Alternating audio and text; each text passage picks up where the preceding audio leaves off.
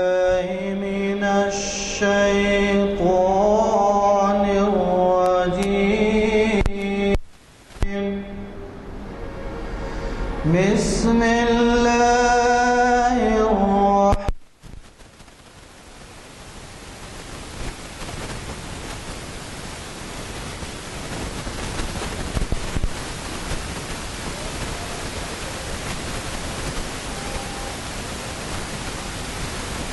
الرحمن لها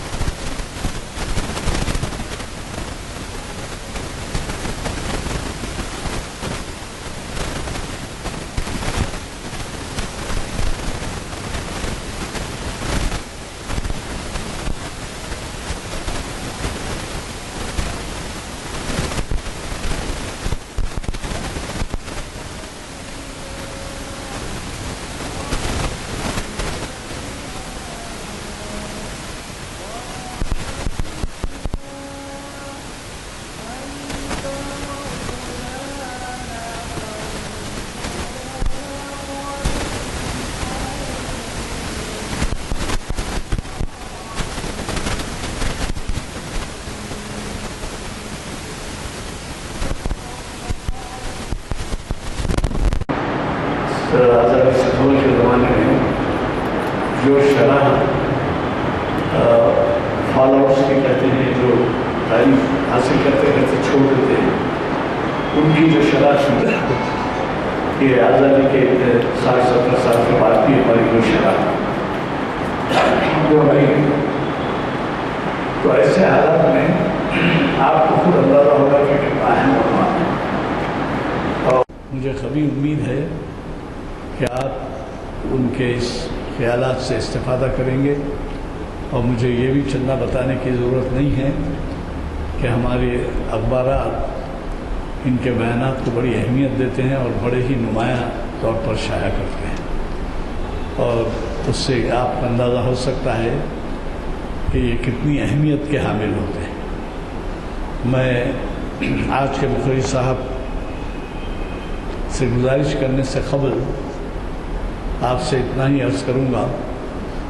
کیونکہ برموقع آپ سے کہہ دینا چاہ رہا ہوں 24 تاریخ کو ایک خصوصی نشست رکھی گئی ہے یہاں پر. یعنی اب آپ کو اندازہ ہے کہ آج 14 کے معنی 28 سے چانداز 28 کی ہے تو 12-13 دن رہ گئے ہیں اور زکوٰۃ کے لیے لوگ متحرک ہو جاتے ہیں.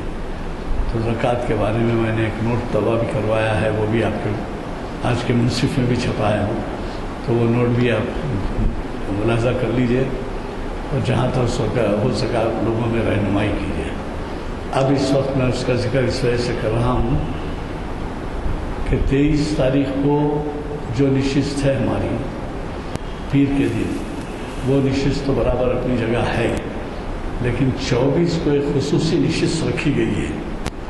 اور وہ آپ کے اگلے بلیٹن میں اس کی وضاحت رہے گی. وہ خصوصی نشست اس وجہ سے ہے کہ یہاں 3 مفتی صاحبان موجود رہیں گے 24 کو اور 4 بجے سے مغرب تک رہیں گے. جو اصحاب اپنے اساتذہ کے بارے میں معلومات حاصل کرنا چاہتے ہیں کہ یہ قابل ادائی زکوٰۃ ہیں یا نہیں ہیں, ان پر جو منافع ہوتا ہے وہ یا ان سے جو فائدہ ہوتا ہے وہ اس کی مدت کب تک بھی ہوئی, صرف 1-2 باتیں آپ کو بتا دیتا ہوں کہ پرسوں کے زکوٰۃ کے محفل میں انہوں نے بہت ہی غیر معمولی طرح سے باریکیوں میں جا کر بات سمجھائی. ایک مفتی صاحب کا خطاب تھا, انہوں نے کہا کہ بھئی آپ سال میں 1 دفعہ زکوٰۃ نکالتے ہیں اور یہ سمجھتے ہیں کہ رمضان میں جو ہے زکوٰۃ جو ہے دینا زیادہ ثواب کا باعث ہے۔ تو ہوتا یہ ہے کہ اگر زکوٰۃ فرض کیجئے شوال یا ذیقعد کے مہینے میں لاکھ یعنی آپ کو ادا کرنا پڑ رہا ہے، تو آپ بجائے شوال یا ذیقعد ذی الحج کے یا محرم کے مہینے میں ادا کرنے کے آپ کیا کرتے ہیں؟ رمضان تک ٹھہرتے ہیں۔ یہ نامناسب ہے۔ اس وجہ سے نامناسب ہے کہ جیسی آپ پہ ادائیگی لازم ہو گئی وہ غریب کا حق ہو گیا، مستحق کا حق ہو گیا، آپ روک نہیں سکتے اس کو۔ تو انہوں نے مثال دے کر سمجھائی یہ بات کہ آپ حج کے ایام کو بدل سکتے ہیں، کیا کوئی اور دن میں جا کے ایام حج نہیں کر سکتے؟ نماز کے اوقات بدل سکتے ہیں؟ نہیں۔ روزے کا سحر کا افطار کا وقت نہیں بدل سکتے آپ۔ اسی طریقے سے قربانی کے احکام، جو مقررہ دن تاریخ ہے وہی تاریخ پہ دینا۔ لہذا زکوٰۃ کے معاملے میں کیوں آپ جو ہے لاپرواہی برتتے ہیں، یہ ان کی بات تھی۔ اور انہوں نے کہا کہ قرآن میں کئی مرتبہ زکوٰۃ کے ساتھ، صلاۃ کے ساتھ یعنی نماز کے ساتھ زکوٰۃ کا ذکر ہے۔ اور ایک بڑی اچھی بات انہوں نے یہ بھی کہی کہ آپ جب رمضان میں نکالتے ہیں تو کئی ایسے حضرات متحرک ہو جاتے ہیں جو ضرورت ہو نہ ہو، ضرورت مند تو ہوں گے لیکن وہ اتنے متحرک ہوتے ہیں کہ کئی لوگوں میں زکوٰۃ کئی لوگوں سے کلیکٹ کر لیتے ہیں، تو اس سے مستحقین کا بھی حق مارا جاتا ہے۔ بعض ایسے رہتے ہیں جو محروم ہو جاتے ہیں۔ اس کے برخلاف اگر 12 مہینوں میں آپ کے جب کبھی ہو لازم آپ دیتے ہیں تو آپ کو خود تلاش رہتی ہے کہ کوئی ضرورت مند کے ہاتھ پہنچے، ضرورت میں ان کے ہاتھ پہنچے، تو وہ ابھی آپ کو نوٹ تقسیم کیا جائے گا۔ خاص طور پہ میں گزارش کر رہا ہوں کہ آپ 24 کے دن 4 بجے، چاہے آپ زکوٰۃ کے ادائیگی آپ پر ہو نہ ہو لازم، لیکن آپ جو ہے 24 تاریخ کو 4 بجے آ رہی ہے، اور ایسے حضرات کو مشورہ دیجیے۔ میں آپ سے کیا عرض کروں، کیسے کیسز ہیں، ایسے کیسز سے بھی ہم واقف ہیں جس میں بیوی یہ سمجھتی ہے کہ شوہر زکوٰۃ نکال لیے کافی ہے، حالانکہ ان کے پاس صاحب نصاب ہیں اور وہ اتنا زیور ہے اور اتنا سونا چاندی ہے کہ اس پر بھی ان کے زکوٰۃ ادائیگی لازم ہے۔ تو یہ بے ضابطگیاں جو ہیں، یہ ارکان میں، اسلام کے ارکان میں جو سب سے زیادہ بے ضابطگیاں ہیں وہ ہمارے پاس زکوٰۃ میں ہیں۔ تو بہت ضروری ہے کہ آپ اس میں زکوٰۃ کے سے انکار کرنے والا ہے، زکوٰۃ کا جو ہے وہ منکر ہے، زکوٰۃ یعنی اسلام کا منکر کا درجہ ہے۔ تو اس وجہ سے میں خاص طور پہ ابھی میں تقسیم کراؤں گا، میں آپ سے گزارش کر رہا ہوں کہ آج 14 تاریخ ہے اور آپ کو میں دعوت دے رہا ہوں 24 تاریخ منگل کا دن 4 بجے سے ہے یہاں اپنے حلقے میں، اپنے عزیزوں میں، اپنے پڑوس میں، یا ایسے لوگ جن کو آپ سمجھتے ہیں کہ وہ زکوٰۃ دینے کے لائق ہیں لیکن انجان ہوتے ہیں، تو ان کو لائیے۔ وہ مفتی صاحبان کا الگ الگ کاؤنٹر رکھوں گا میں، اس پہ بیٹھیں، ان کے راز کے طریقے سے ان کا فارم دیا جائے گا، اس پہ لکھیں اور وہ ان سے مشورہ لے کے جا کے وہ جو زکوٰۃ ہوتی ہے وہ زکوٰۃ دیں۔ تو میں اب اتنے خیالات کے اظہار کے بعد آج کے مقرر ڈاکٹر سید اسلام الدین مجاہد صاحب سے گزارش کروں گا کہ وہ اپنے دیے ہوئے عنوان سے ہمیں کی مخاطبت سے ہمیں سرفراز فرمائیں۔ الحمدللہ رب العالمین والصلاة والسلام علی رسول الامین، فاعوذ باللہ من الشیطان الرجیم، بسم اللہ الرحمن الرحیم۔ قل هل يستوي الذين يعلمون والذين لا يعلمون، وقال اللہ تعالی فی مقام آخر انما یخشى اللہ من عباده العلماء، وقال النبی صلی اللہ علیہ وسلم طلب العلم فریضۃ علی کل مسلم و مسلمہ، صدق اللہ العظیم۔ ساری حمد و ستائش اور ساری کبریائی اور ساری بزرگی اس خالق و کون و مکان کے لیے سزاوار ہے جس نے انسانوں کو ہدایت کا راستہ دکھایا۔ درود و سلام و تمام انبیاء اور مرسلین اور بالخصوص خاتم النبیین صلی اللہ علیہ وسلم پر کہ جنہوں نے ابتدائی دور سے ہی تمام انسانوں کو علم کی روشنی سے آگاہ فرمایا۔ قابل احترام بزرگان ملت اور عزیز نوجوان ساتھیوں، آج تاریخ اسلام لیکچر سلسلے میں جو عنوان میں نے منتخب کیا ہے وہ حصول علم اور مسلمان ہیں۔ یہ عنوان اگرچہ کہ بہت قدیم ہے مسلمانوں میں تعلیم، مسلمانوں کی تعلیمی صورتحال، موجودہ دور کے تقاضے اور مسلمان، اس پر بڑی بڑی کانفرنسز، بڑے بڑے سیمینار اور بڑے بڑے سمپوزیم منعقد ہوتے رہے، جس میں آپ حضرات نے یقیناً شرکت کی ہوگی۔ عنوان اگرچہ کہ قدیم ہے، لیکن آج وقت کی ایک ضرورت ہے کہ امت مسلمہ کو علم سے ان کا کیا رشتہ ہے، علم سے ان کا کیا تعلق ہے، اس کو بار بار بیان کیا جائے۔ ابھی ابتدائی گفتگو میں جناب غلام یزدانی صاحب نے آپ کے سامنے تذکرہ کیا کہ آج عصری علوم میں مسلمانوں کا حال کیا ہے، کس طریقے سے وہ مختلف علوم میں بچھڑتے چلے جا رہے ہیں۔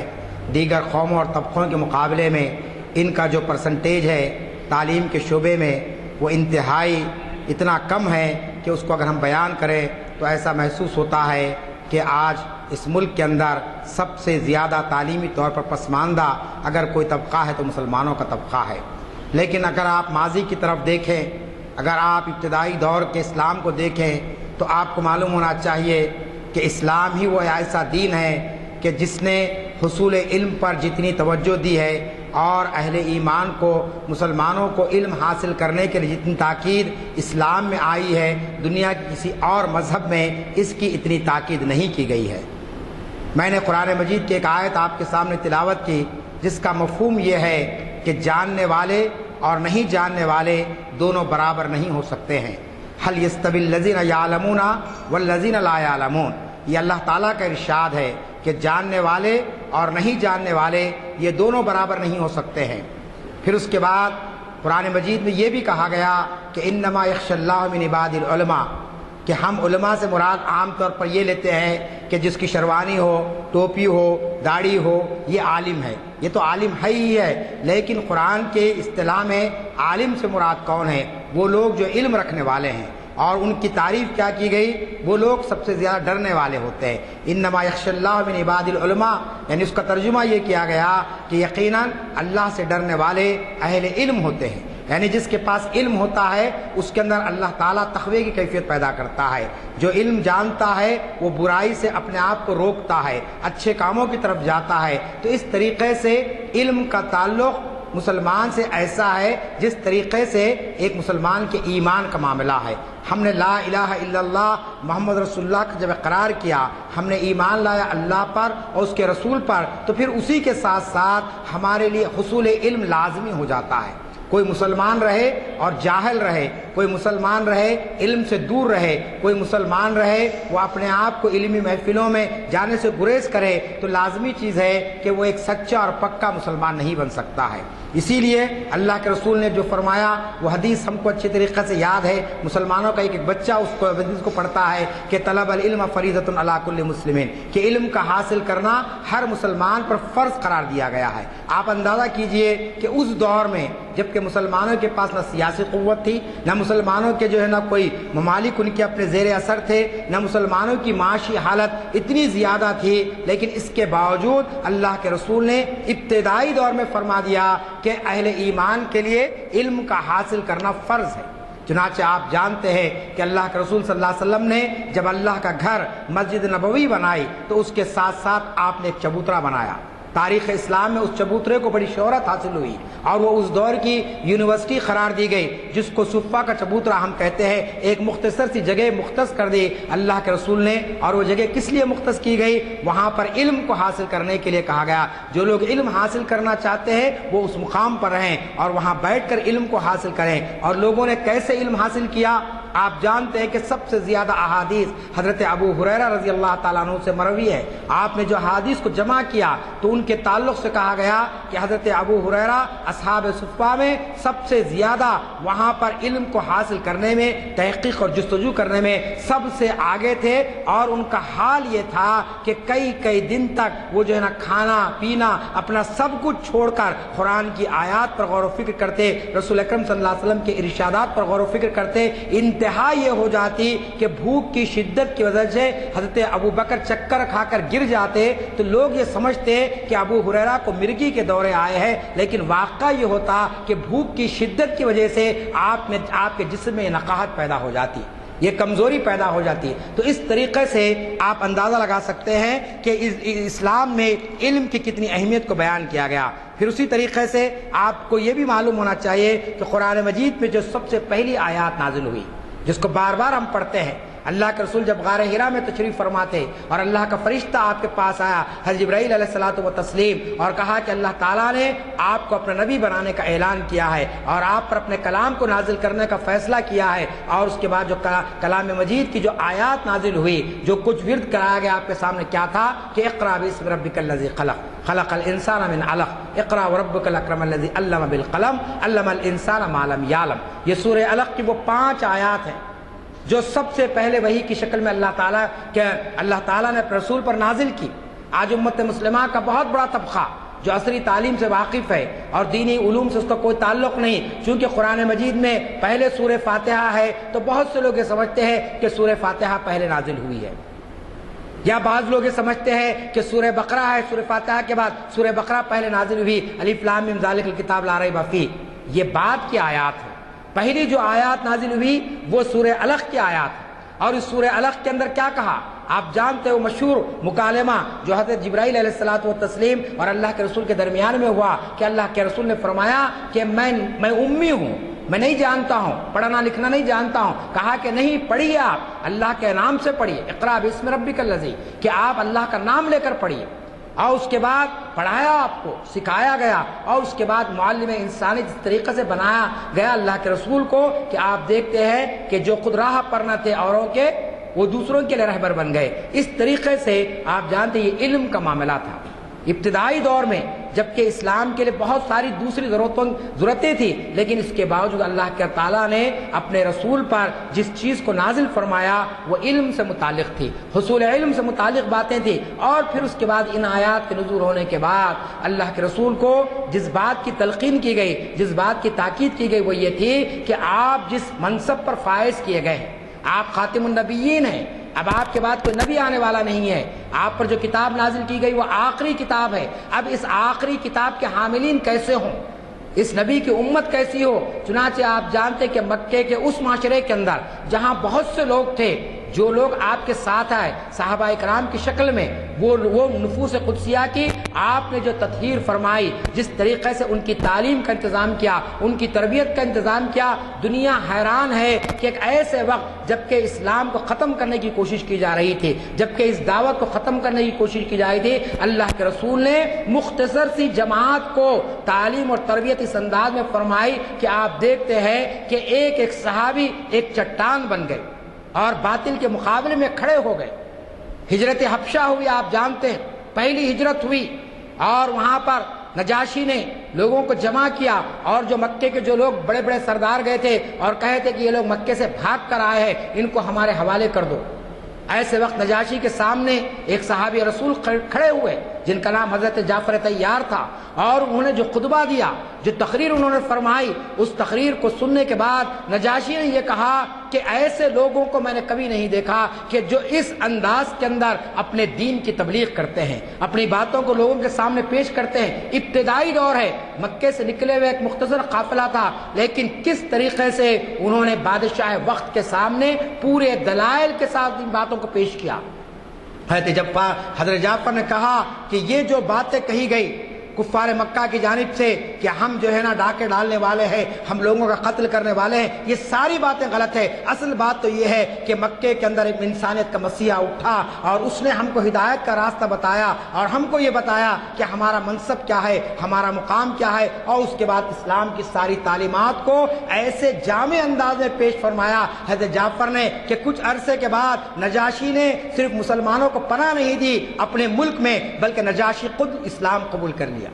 تو یہ کس وجہ سے ہوا؟ یہ علم کی وجہ سے۔ یہ دراصل لوگوں کے سامنے اسلام کی تبلیغ کو پیش کرنے کے نتیجے میں، چنانچہ عام جانتے اچھی طریقے سے کہ علم کا مقام اللہ تعالیٰ نے بہت ہی اس کو اہمیت دے کر دنیا کے سامنے پیش کیا ہے۔ اور پھر بعد کے ادوار میں آپ دیکھیے کہ سمرقند، بخارا، بغداد، قسطنطنیہ، پھر ہمارے اپنا ملک کے اندر دہلی، یہ سارے علاقوں کی جو پہچان بنی ہے علمی مراکز کے حصے سے بنی ہے، بادشاہوں کی وجہ سے نہیں، آپ جانتے کہ بغداد کے اندر کیسے عظیم الشان کتب خانے اس دور میں قائم کیے گئے تھے. یورپ کے لوگ آ کر ان کتب خانوں میں بیٹھتے اور وہاں پر ریسرچ کرتے, وہاں پر تحقیق کرتے. اسی طریقے سے قسطنطنیہ کے اندر کس طریقے کی وہاں پر سائنسی جو ہے نا لیبارٹریز قائم کی گئی تھی اور کس طریقے سے پوری دنیا کو علم کی طرف متوجہ کیا گیا تھا. پھر خود ہمارے اپنے ملک کے اندر جو مسلم بادشاہ ہے انہوں نے کس طریقے سے علم کی خدمات انجام دی. ابھی 15 دن پہلے میں ایک تقریب میں شامل تھا, ایک صاحب نے مجھے واقعہ بتایا تو بڑا تعجب ہوا کہ آپ جو یہ آرکیولوجیکل ڈپارٹمنٹ دیکھتے ہیں اس میں وہ 1968 میں کچھ ملازم تھے. گورنمنٹ آف انڈیا کی طرف سے کہا گیا کہ صاحب یہاں پر جو کام ہوا ہے عربی کا کام یا فارسی کا کام اس کی تحقیق ہونی چاہیے, اس کی کتابیں ہم کو ملنا چاہیے. چنانچہ وہ عربی کے عالم ہیں مولانا خلیل احمد ندوی صاحب, میں نام بھی کہہ رہا ہوں ان کا, وہ ندوے کے فارغ ہیں, نظامیہ کے فارغ ہیں اور ایک طویل عرصے تک سعودی عرب میں رہے ہیں. تو اس سے پہلے وہ ہندوستان میں آرکیولوجیکل سروے آف انڈیا میں تھے. چنانچہ عربی جاننے کی وجہ سے ان کو ڈپیوٹ کیا گیا. پرانی حویلی میں جو ایک یہ نظام کی جو میوزیم ہے وہاں پر ان کا یہ بیان تھا کہ جب میں گیا تو کمرے میں جب داخل ہوا تو پورے اس کے اندر جالے تھے, جانے کے لیے راستہ تک نہیں تھا. پوری جو ہے نا یعنی اس کے اندر پھیلی ہوئی تھی, یعنی گندگی سمجھا. اس کو صاف کیا گیا اور اس کو جھاڑو جھٹکا دیا گیا. اس کے بعد جب الماری کھولی گئی, الماری کو جو کھولنے کا جو اس کا جو ہے نا دروازہ کھولنے کا جو مٹھ تھا وہ سونے کا بنا ہوا تھا. آپ اندازہ کیجئے 60 سال 70 سال کے بعد وہ الماری کھلی ہے. اور ان کا یہ بیان ہے کہ کتابوں کا معاملہ یہ تھا, میر اسماعیلی پاشا نے کتابیں صرف کاغذ کے ذریعے نہیں بلکہ سونے کے یعنی اس سے لکھا گیا تھا اور پورا جو ہے نا اس کے جو الفاظ تھے کتابوں کے یعنی جو ٹائٹلز تھے وہ پورے سونے کے اس میں لکھے گئے تھے, سنہری الفاظ میں لکھے گئے تھے, اس کا مصنف کا نام اور فلاں کا نام. جب یہ کام مکمل ہو گیا عربی اور فارسی کا کام تو انہوں نے اپنے ڈائریکٹر سے پوچھا کہ آخر یہ جو کام اب کیوں کیا گیا ہے اور اس طریقے سے کرنے کی وجہ کیا ہے. تو انہوں نے کہا کہ بات دراصل یہ ہے کہ یہ سارا ٹینڈر جو ہے نا یہاں کسی بڑے سرمایہ دار نے لے لیا ہے اور وہ اس کو لندن منتقل کرنا چاہتا ہے اور وہ وہاں جا کر کروڑوں روپے اس کے ذریعے سے وہ کمایا ہے. آپ اندازہ کیجئے کہ ہمارے اسلاف نے کس طریقے سے علم کی قدر کی تھی, کس طریقے سے لوگ بڑی بڑی اہم ترین کتابیں عربی اور فارسی میں لکھوائی گئی تھی اور بڑے بڑے مفکرین کو جمع کیا گیا تھا. تو آج کے گئے گزرے حالات میں بھی ہم دیکھتے ہیں کہ مسلمانوں کی علمی خدمات سے کوئی انکار نہیں کر سکتا ہے. چنانچہ آج ہم کو غور و فکر کرنا چاہیے کہ مسلمانوں کا حصول علم سے کیا تعلق ہے. دنیا کی دیگر قوموں کے لیے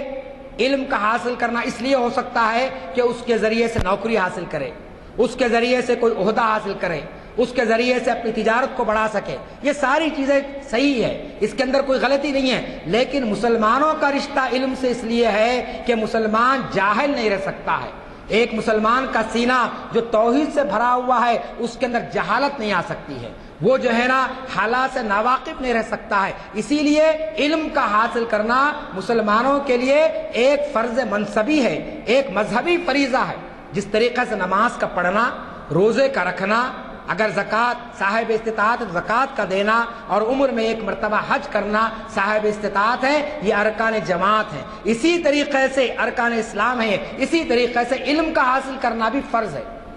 اگر علم حاصل نہ کریں اور یہ گلے کرے, یہ شکوے کرے کہ حکومت ہماری نہیں ہے, اقتدار ہمارا نہیں ہے, اب ہماری قسمت خراب ہو چکی ہے, تو آپ کو معلوم ہے یہ ہیلے حوالے کر کے ہم اللہ کے سامنے اپنے آپ کو بری ذمہ قرار نہیں دے سکتے ہیں. اس لیے کہ قرآن مجید میں بار بار علم کی تلقین کی بات کی گئی ہے. صحابہ کرام نے علم کی تلقین کی بات کی, تابعین نے علم کو کس طریقے سے حاصل کیا. آپ جانتے ہیں ہمارے پاس جو صحاح ستہ کے حدیث ہے, چاہے وہ مسلم شریف ہو چاہے وہ بخاری ہو, آپ جانتے ہیں ان کا مقام اور مرتبہ کیا ہے. محدثین نے یہ بیان کیا ہے کہ قرآن مجید کے بعد سب سے اہم ترین اور سب سے زیادہ مستند اگر کوئی کتاب ہے تو بخاری کی, جس میں احادیث کو جمع کیا گیا. اور آپ جانتے ہیں کہ ان محدثین نے کس طریقے سے حدیث کو جمع کیا. روایات میں آتا ہے کہ ایک حدیث کو جمع کرنے کے لیے کئی 100 میل کا انہوں نے سفر طے کیا کہ فلاں فلاں جو لوگ حدیث کو عربی میں پڑھتے ہیں جانتے ہیں کہ حدیث ایک دم نہیں شروع ہوتی ہے، بلکہ راوی ہوتے ہیں اس کے 10 15 راوی، اللہ کے رسول سے فلاں صحابی نے سنا، فلاں صحابی سے فلاں صحابی نے سنا، فلاں صحابی سے فلاں صحابی نے سنا، پھر اس کے بعد تابعی نے سنا، پھر فلاں تابعی سے فلاں تابعی نے سنا، اس طریقے سے ہوتے ہوئے حدیث ہم تک پہنچتی ہے۔ ان کی تحقیق کے لیے کہ کب سنا انہوں نے، کس حالت میں سنا، اس مقام تک جاتے، ان سے ملتے، گفتگو کرتے، اور اس کے بعد اس حدیث کو ان کے سامنے دہراتے، اور اس کے بعد ان کی جو ہے نا اس سے سند لیتے کہ واقعی یہ حدیث ہے۔ اتنی کوشش کے بعد اور اتنی جو ہے نا جدوجہد کے بعد یہ احادیث کا مجموعہ ہمارے پاس جمع ہوا ہے۔ فقہ کے معاملے میں آئیے، آپ جانتے ہیں کہ ہمارے فقہاء کرام نے کس طریقے سے محنت کی۔ یہ جو مسالک آپ کو نظر آ رہے ہیں یہ یوں ہی نہیں بن گئے ہیں، چاہے وہ حنفی مسلک ہو، چاہے وہ مالکی مسلک ہو، چاہے وہ شافعی مسلک ہو، امام شافعی نے، امام حنبل نے، اور اسی طریقے سے امام ابو حنیفہ نے جو قرآن و حدیث سے استمداد کیا اور کس طریقے سے کن حالات کے اندر کون سی چیز کی ضرورت کی اہمیت ہے، اس کو ان چاروں فقہاء کرام نے یوں ہی نہیں بیان کر دیا۔ ہم ایک کتاب پڑھتے ہیں تو اس کے لیے کئی سال لگ جاتے ہیں، لیکن وہ کتاب مکمل نہیں ہوتی، اور اس کے بعد کوئی سوال بھی کرے تو ہم جواب نہیں دے سکتے تسلی بخش۔ لیکن فقہاء کرام نے قرآن کو پڑھا، حدیث کو پڑھا، اور اس کے بعد پھر دیکھا کہ اس کے اندر کیا کیا گنجائشیں نکل سکتی ہے۔ چنانچہ آپ جانتے ہیں کہ چاروں مسلک حق پر ہیں، یہ بات ذہن میں رکھ لیجئے۔ ہم اگر امام ابو حنیفہ کے ماننے والے ہیں تو ہم اتنا اپنے آپ کو یہ سمجھتے ہیں کہ نعوذ باللہ امام شافعی کے ماننے والے وہ صحیح نہیں ہے، یا امام حنبل کے ماننے والے صحیح نہیں ہے۔ یہ بات بالکل غلط ہے۔ آپ ذہن میں رکھ لیجئے کہ چاروں امام جو کچھ بھی لیے ہیں ان کا اصل جو سورس ہے وہ قرآن اور حدیث ہے، کسی نے اپنی طرف سے کوئی بات نہیں بیان کی ہے۔ بعض وقت بعض ہمارے اہل حدیث، سب نہیں لیکن کچھ متشدد نوجوان رہتے، بعض مرتبہ بعض بحث چھیڑ دیتے ہیں۔ میں نے یہ جملہ ان کے سامنے کہا، کیا آپ کے سامنے امام ابو حنیفہ کا وہ قول نہیں ہے کہ آپ نے فرمایا کہ میری کوئی بات اگر قرآن اور سنت سے اختلاف رکھتی ہوئی نظر آئے تو اس کو بازو رکھ دو، اس پر بحث کرنے کی ضرورت نہیں ہے کہ امام ابو حنیفہ نے یہ کہا ہے، قرآن نے جو کہا ہے، حدیث نے جو کہا وہ دیکھو۔ اور فقہاء کرام نے یہ ثابت کر دیا اپنی تحقیق کے ذریعے بعد میں کہ امام ابو حنیفہ نے جو کچھ باتیں بیان کی ہے وہ پوری کی پوری باتیں قرآن و حدیث کے مطابق بیان کی ہے۔ امام شافعی نے، آپ جانتے، کبھی یہ نہیں کہا کہ اپنے مسلک کے ماننے والوں سے کہ وہ جو ہے نا میرے مسلک پر چلے، انہوں نے بھی یہ کہا کہ میں نے اپنے علم کی بنیاد پر، اپنے تجربے کی بنیاد پر، اپنے بزرگوں کے علم کی بنیاد پر ان سے استفادہ کرتے ہوئے ایک فقہ میں نے تشکیل دی ہے۔ اگر اس فقہ کے اندر کوئی بات قرآن و حدیث سے ٹکراتی ہے تو میری بات کو متروک کر دیا جائے، چھوڑ دیا جائے، اور قرآن و حدیث کی بات کو مانا جائے۔ امام حنبل نے تو یہاں تک کہا کہ اگر کسی آبادی میں میرے مسلک کے ماننے والے لوگ نہیں ہیں یا 2-4 لوگ ہیں تو وہ لوگ اس مسلک کو قبول کر لیں جہاں کی اکثریت اس مسلک کو ماننے والی ہے۔ آپ اندازہ کیجئے کتنا ان کے پاس فراغ دلی تھی، کتنی وسیع النظری تھی ان فقہاء کرام کے پاس۔ آج ہم علم کی کمی کی وجہ سے، دینی معلومات کی کمی کی وجہ سے ہم یہ سمجھتے ہیں کہ ہم جو مسلک پر حق ہے اور ہمارا مسلک ہی کو سب کو قبول کر لینا چاہیے، اور اگر کوئی سے اختلاف کرتا ہے تو وہ نعوذ باللہ اسلام سے ہم اس کو خارج کر دیتے ہیں۔ حالانکہ بہت غلط بات ہے۔ کل شب معراج کے بارات کے جلسے ہوئے، گزر رہا تھا میں تو تقریروں کے اندر بجائے شب برات کی فضیلت کو لوگ بیان کرنے کے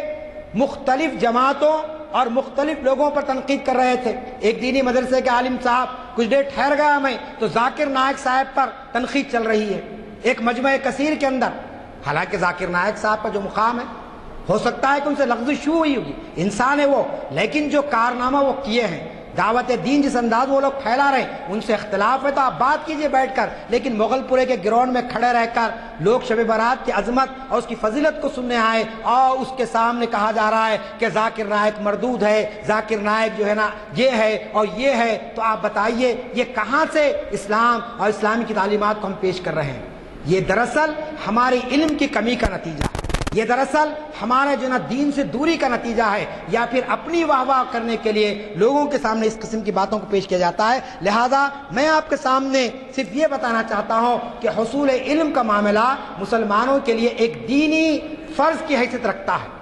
اور یہ دینی فرض کے تعلق سے ایک عالم دین نے جو بات لکھی ہے، بڑی اہم ترین بات انہوں نے لکھی ہے کہ جس طریقے سے ہم لوگوں کو دینی اجتماع میں جمع کرنے کے لیے گشت کرتے ہیں، تبلیغی جماعت میں آپ جانتے ہیں کہ گشت کی اہمیت ہے، اجتماع سے پہلے گشت کی جاتی ہے، لوگوں کو بلایا جاتا ہے کہ مغرب کے بعد اجتماع ہے، عشاء کے بعد اجتماع، تشریف لائیے۔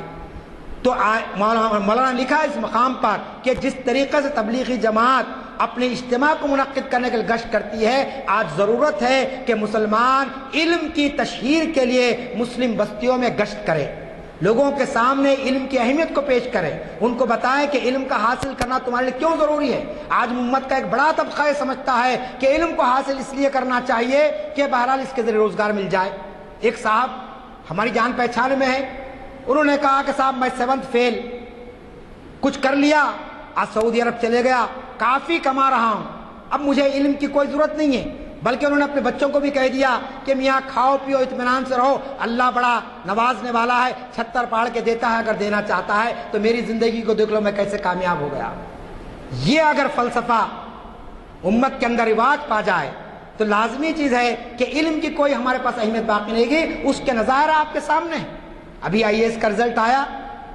ایک خوشی کی بات تو یہ ہے کہ پہلی مرتبہ ایک طویل عرصے کے بعد حیدرآباد سے ایک نوجوان منتخب ہوا ہے، مسعود علی صاحب جو ایڈوکیٹ ہے محبوب نگر کے، ان کے پوترے نے کامیابی حاصل کی ہے۔ لیکن ایک نہیں 10-20 بھی آتے تو کم ہوتے، ہماری آبادی 14%، ہندوستان میں مسلمانوں کی آبادی 14% ہے، اور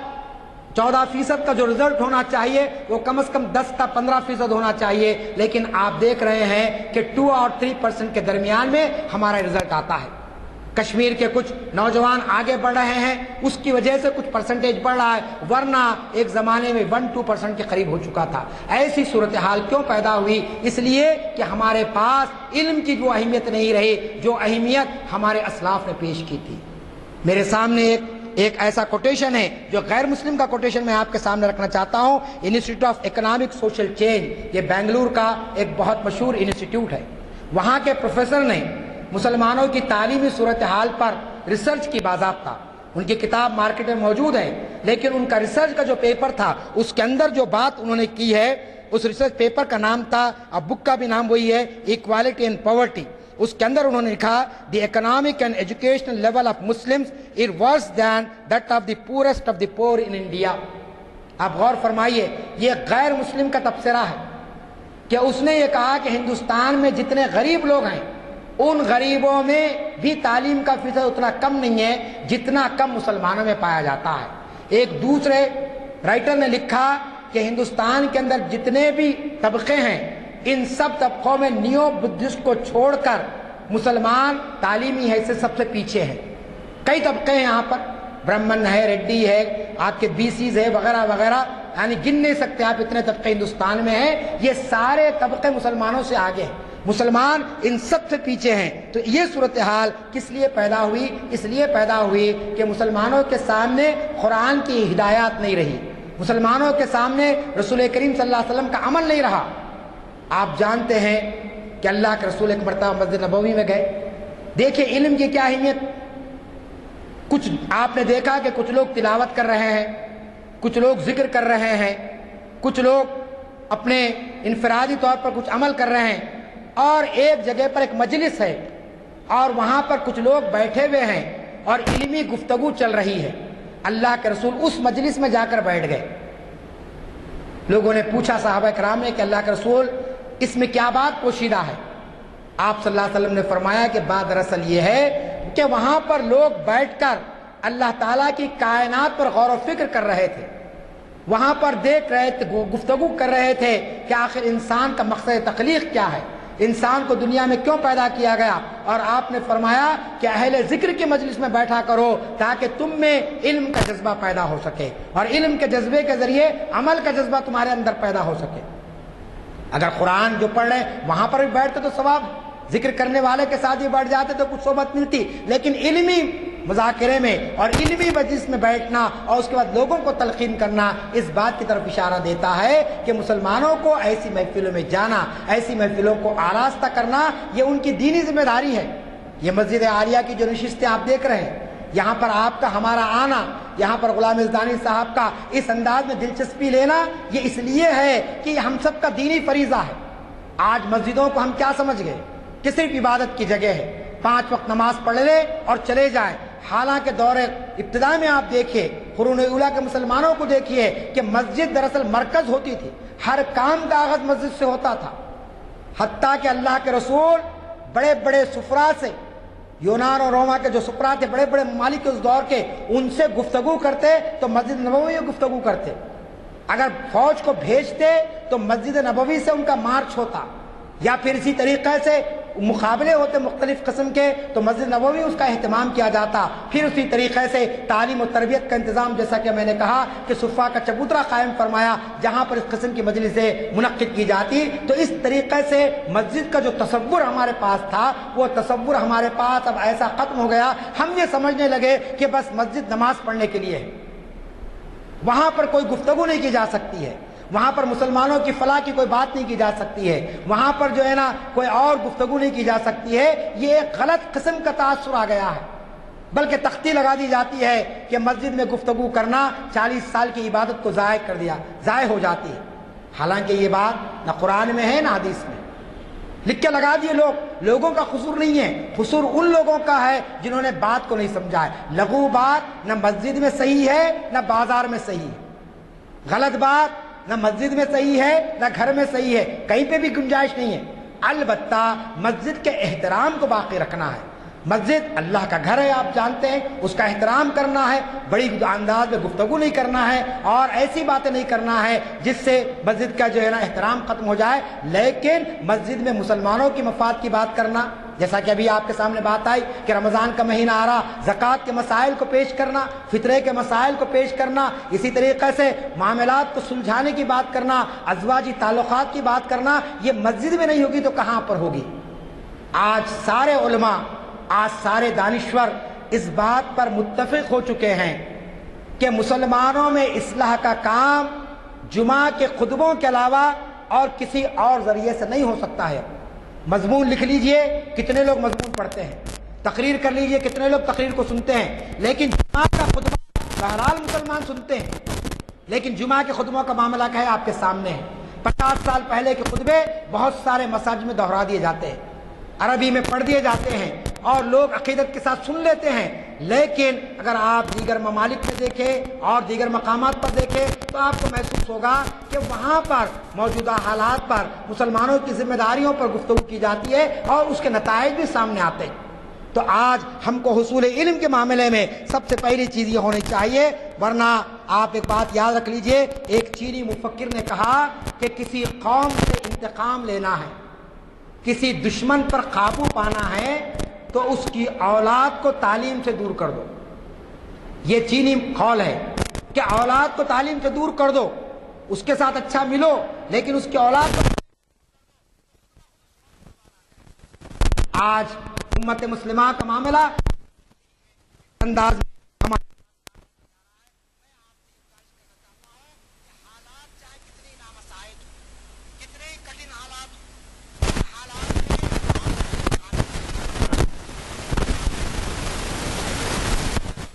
بحث بھی بڑی چل رہی ہے ہمارے پاس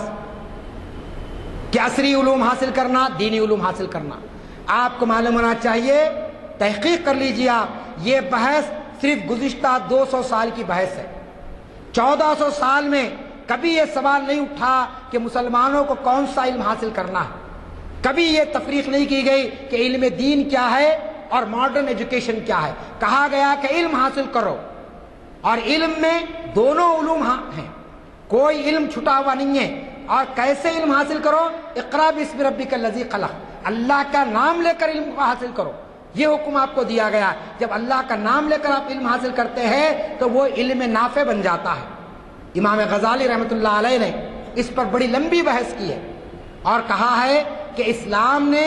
علم کی جو تعریف کی ہے وہ علم نافع ہے، یعنی ایسا علم جو انسانیت کو نفع پہنچانے والا ہو،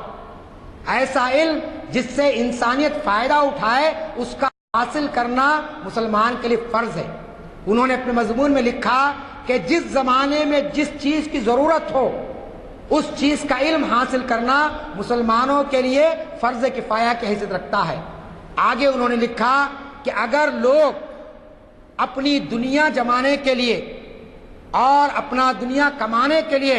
قرآن کا علم حاصل کرتے ہیں، حدیث کا علم حاصل کرتے ہیں محض دنیا کے خاطر، تو میں اس کو دینی علم کا حصول نہیں سمجھتا ہوں۔ ایسا علم اس کے لیے کارآمد نہیں ہوگا۔ اور اگر اس کے بجائے کوئی شخص انسانیت کی خدمت کے لیے ڈاکٹر بنتا ہے، کوئی شخص انسانیت کی خدمت کے لیے عصری علم حاصل کرتا ہے، تو میری نظر میں وہ اس عالم سے اور اس مفتی سے بہتر ہے۔ پھر انہوں نے آگے یہاں تک لکھ دیا کہ اگر کوئی ایسا علم جس کی مسلمانوں کو ضرورت ہے اور مسلمان اس کو حاصل نہیں کرے،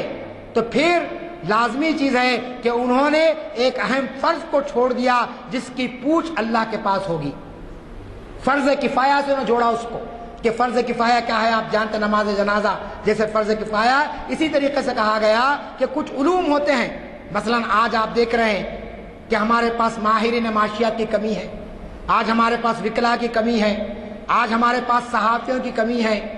آج ہمارے پاس ان لوگوں کی کمی ہے جو اسلام پر جو حملے کر رہے ہیں علمی انداز میں، ان کا جواب دینے والوں کی کمی ہے۔ ایسے لوگوں کو تیار کرنا اور ان کی خدمات لینا یہ آج کے وقت کا تقاضا ہے۔ لیکن آج ہمارے پاس یہ بحث چل رہی ہے کہ کون سا علم حاصل کرنا چاہیے، عصری علم حاصل کرنا چاہیے یا دینی علم حاصل کرنا چاہیے۔ اور اگر دینی مدارس کے اندر آپ یہ کہیں کہ صاحب یہاں پر کچھ ماڈرن ایجوکیشن کا آپ آغاز کیجئے، تو آپ کی بات کو لوگ یہ سمجھتے ہیں کہ صاحب یہ مسلمانوں کے دشمن ہیں، یہ جو ہے نا مسلمانوں کے عالم جو بن رہے ہیں، جو مفتی بن رہے ہیں، جو حافظ بن رہے ہیں، اس کو روکنا چاہتے ہیں۔ اور ادھر ماڈرن ایجوکیشن والوں کو آپ کہیے کہ صاحب آپ اپنے بچوں کو قرآن کم از کم ترجمے کے ساتھ سکھائیے، محض تلاوت قرآن نہیں۔ آج اخباروں میں ایک اشتہار بڑا خوشنما آتا ہے ہر انگلش میڈیم اسکول کی طرف سے کہ ہمارے اسکول میں دینیات کی تعلیم کا انتظام ہے۔ دینیات کی تعلیم سے مراد کیا؟ ایک پیریڈ آپ رکھ دیتے ہیں، کچھ باتیں مختصراً 15 دن سال بھر میں پڑھا دی جاتی ہے،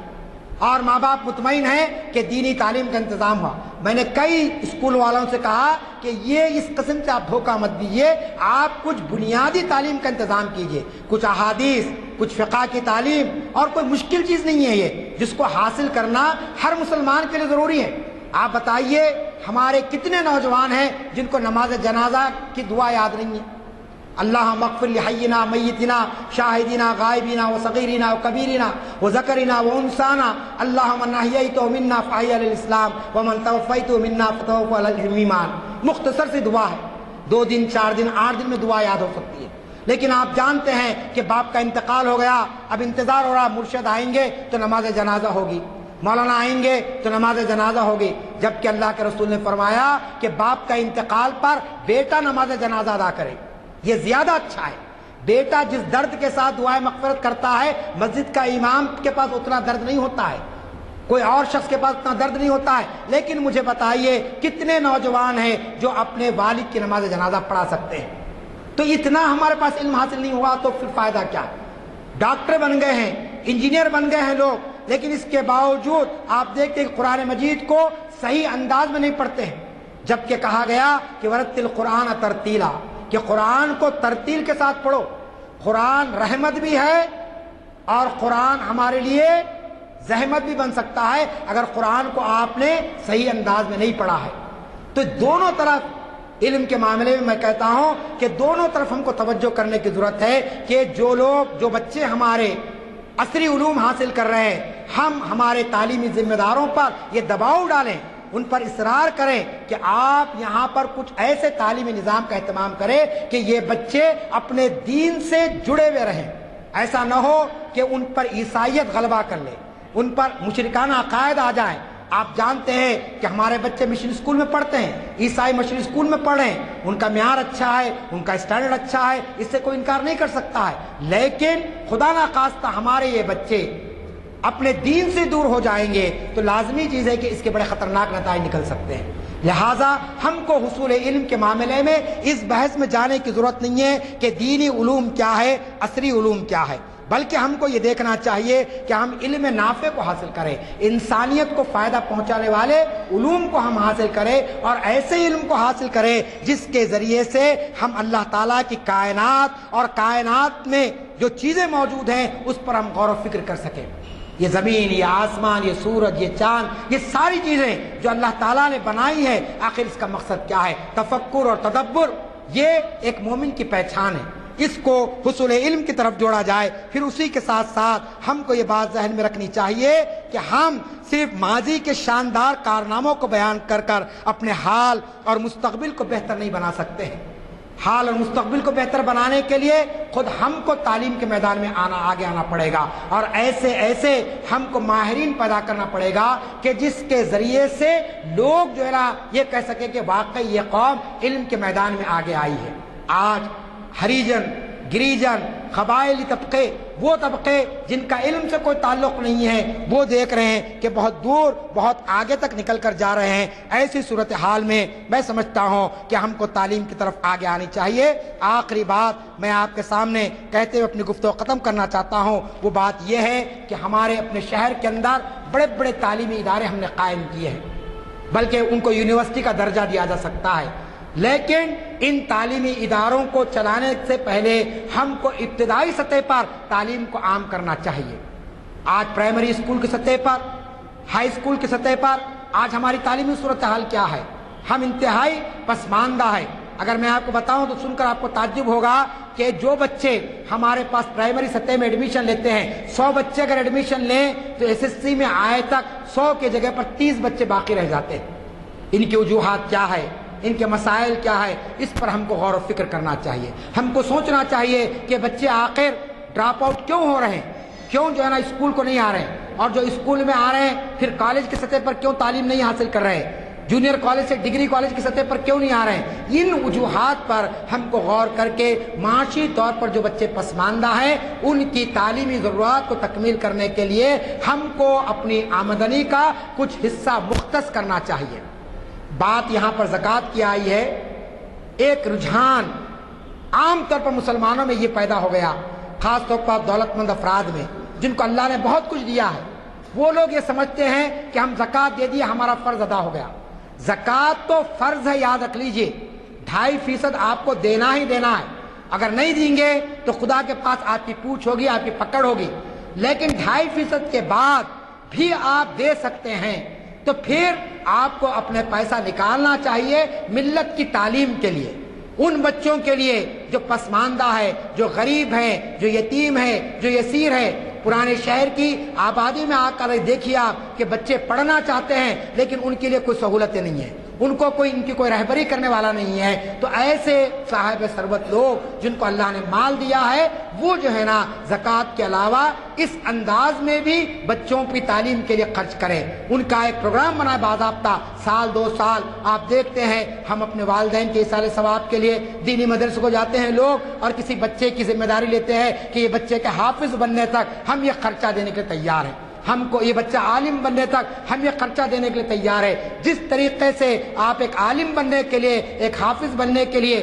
آپ کفالت کرتے ہیں، اسی طریقے سے عصری تعلیم میں بھی کوئی بچہ 5ویں میں پڑھ رہا ہے، 6ٹی میں پڑھ رہا ہے، تو آپ اعلان کریے کہ وہاں جا کر کہ ہم 10ویں تک ہم اس کی فیس دیں گے، ہم اس کی تعلیمی ضرورتوں کی تکمیل کریں گے۔ تو میں آپ کو یقین دلاتا ہوں یہ بھی آپ کا کام نیکی کا کام ہوگا، اس کا بھی اجر اتنا ہی آپ کو ملے گا جتنا کہ آپ ایک بچے کو عالم بنانے کے لیے خرچ کر رہے ہیں، کیونکہ آج عصری علوم کی ضرورت ہے، آج عصری علوم میں لوگوں کو لانے کی ضرورت ہے، اور اگر یہ کام نہیں ہوگا تو لازمی چیز ہے کہ ہم ایک جاہل اور ایک گنوار قوم کی طرح زندگی بسر کریں گے۔ چونکہ آج 15 شعبان ہے، آپ میں سے بہت سے لوگ روزے دار ہوں گے، لہٰذا میں اپنی گفتگو کو یہیں پر ختم کرتے ہوئے اللہ تعالیٰ سے دعا کرتا ہوں کہ اللہ تعالیٰ مجھے اور آپ کو علم دین اور علم یعنی عصری علوم دونوں میں مہارت اور صلاحیت عطا فرمائے، اور ہمارا جو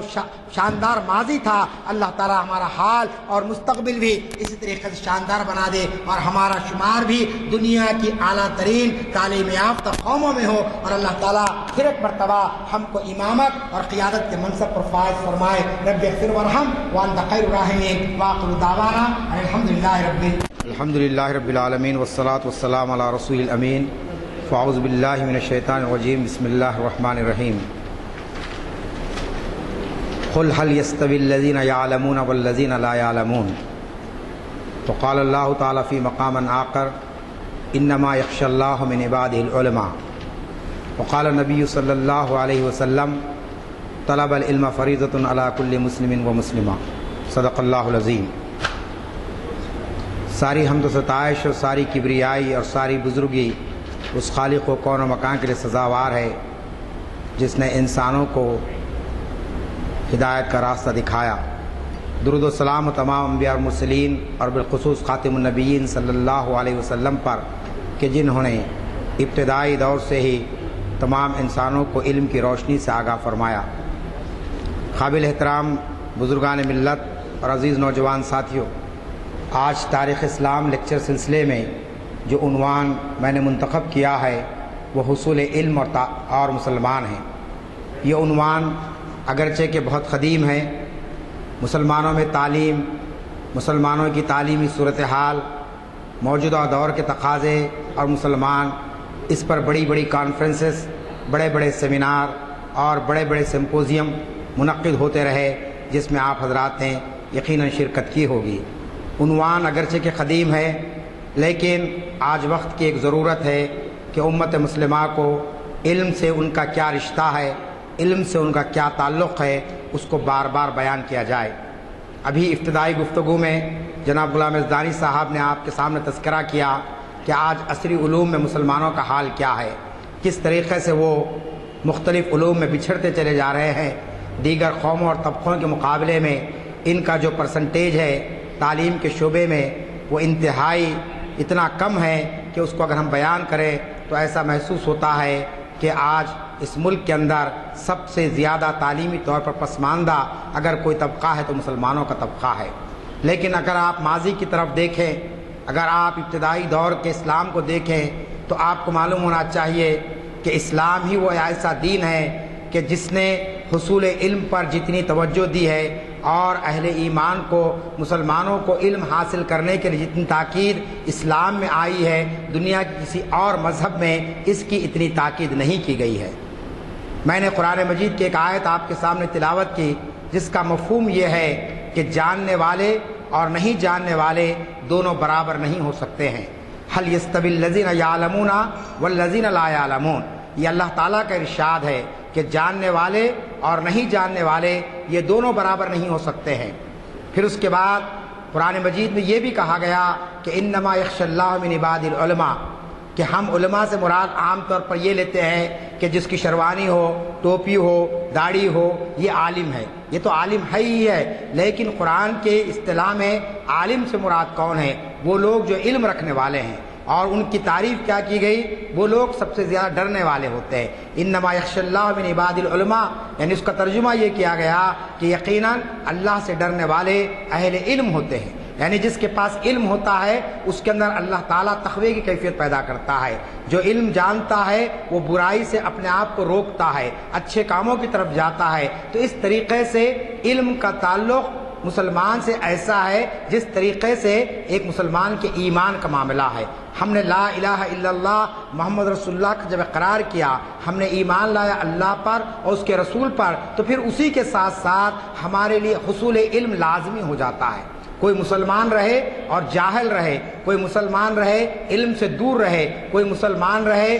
وہ اپنے آپ کو علمی محفلوں میں جانے سے گریز کرے، تو لازمی چیز ہے کہ وہ ایک سچا اور پکا مسلمان نہیں بن سکتا ہے۔ اسی لیے اللہ کے رسول نے جو فرمایا وہ حدیث ہم کو اچھے طریقے سے یاد ہے، مسلمانوں کا ایک بچہ اس کو حدیث کو پڑھتا ہے کہ طلب العلم فریضۃ علی کل مسلم، کہ علم کا حاصل کرنا ہر مسلمان پر فرض قرار دیا گیا ہے۔ آپ اندازہ کیجئے کہ اس دور میں جبکہ مسلمانوں کے پاس نہ سیاسی قوت تھی، نہ مسلمانوں کے جو ہے نہ کوئی ممالک ان کے اپنے زیر اثر تھے، نہ مسلمانوں کی معاشی حالت اتنی زیادہ تھی، لیکن اس کے باوجود اللہ کے رسول نے ابتدائی دور میں فرما دیا کہ اہل ایمان کے لیے علم کا حاصل کرنا فرض ہے۔ چنانچہ آپ جانتے ہیں کہ اللہ کے رسول صلی اللہ علیہ وسلم نے جب اللہ کا گھر مسجد نبوی بنائی تو اس کے ساتھ ساتھ آپ نے ایک چبوترا بنایا، تاریخ اسلام میں اس چبوترے کو بڑی شہرت حاصل ہوئی اور وہ اس دور کی یونیورسٹی قرار دی گئی، جس کو صفہ کا چبوترا ہم کہتے ہیں۔ ایک مختصر سی جگہ مختص کر دی اللہ کے رسول نے،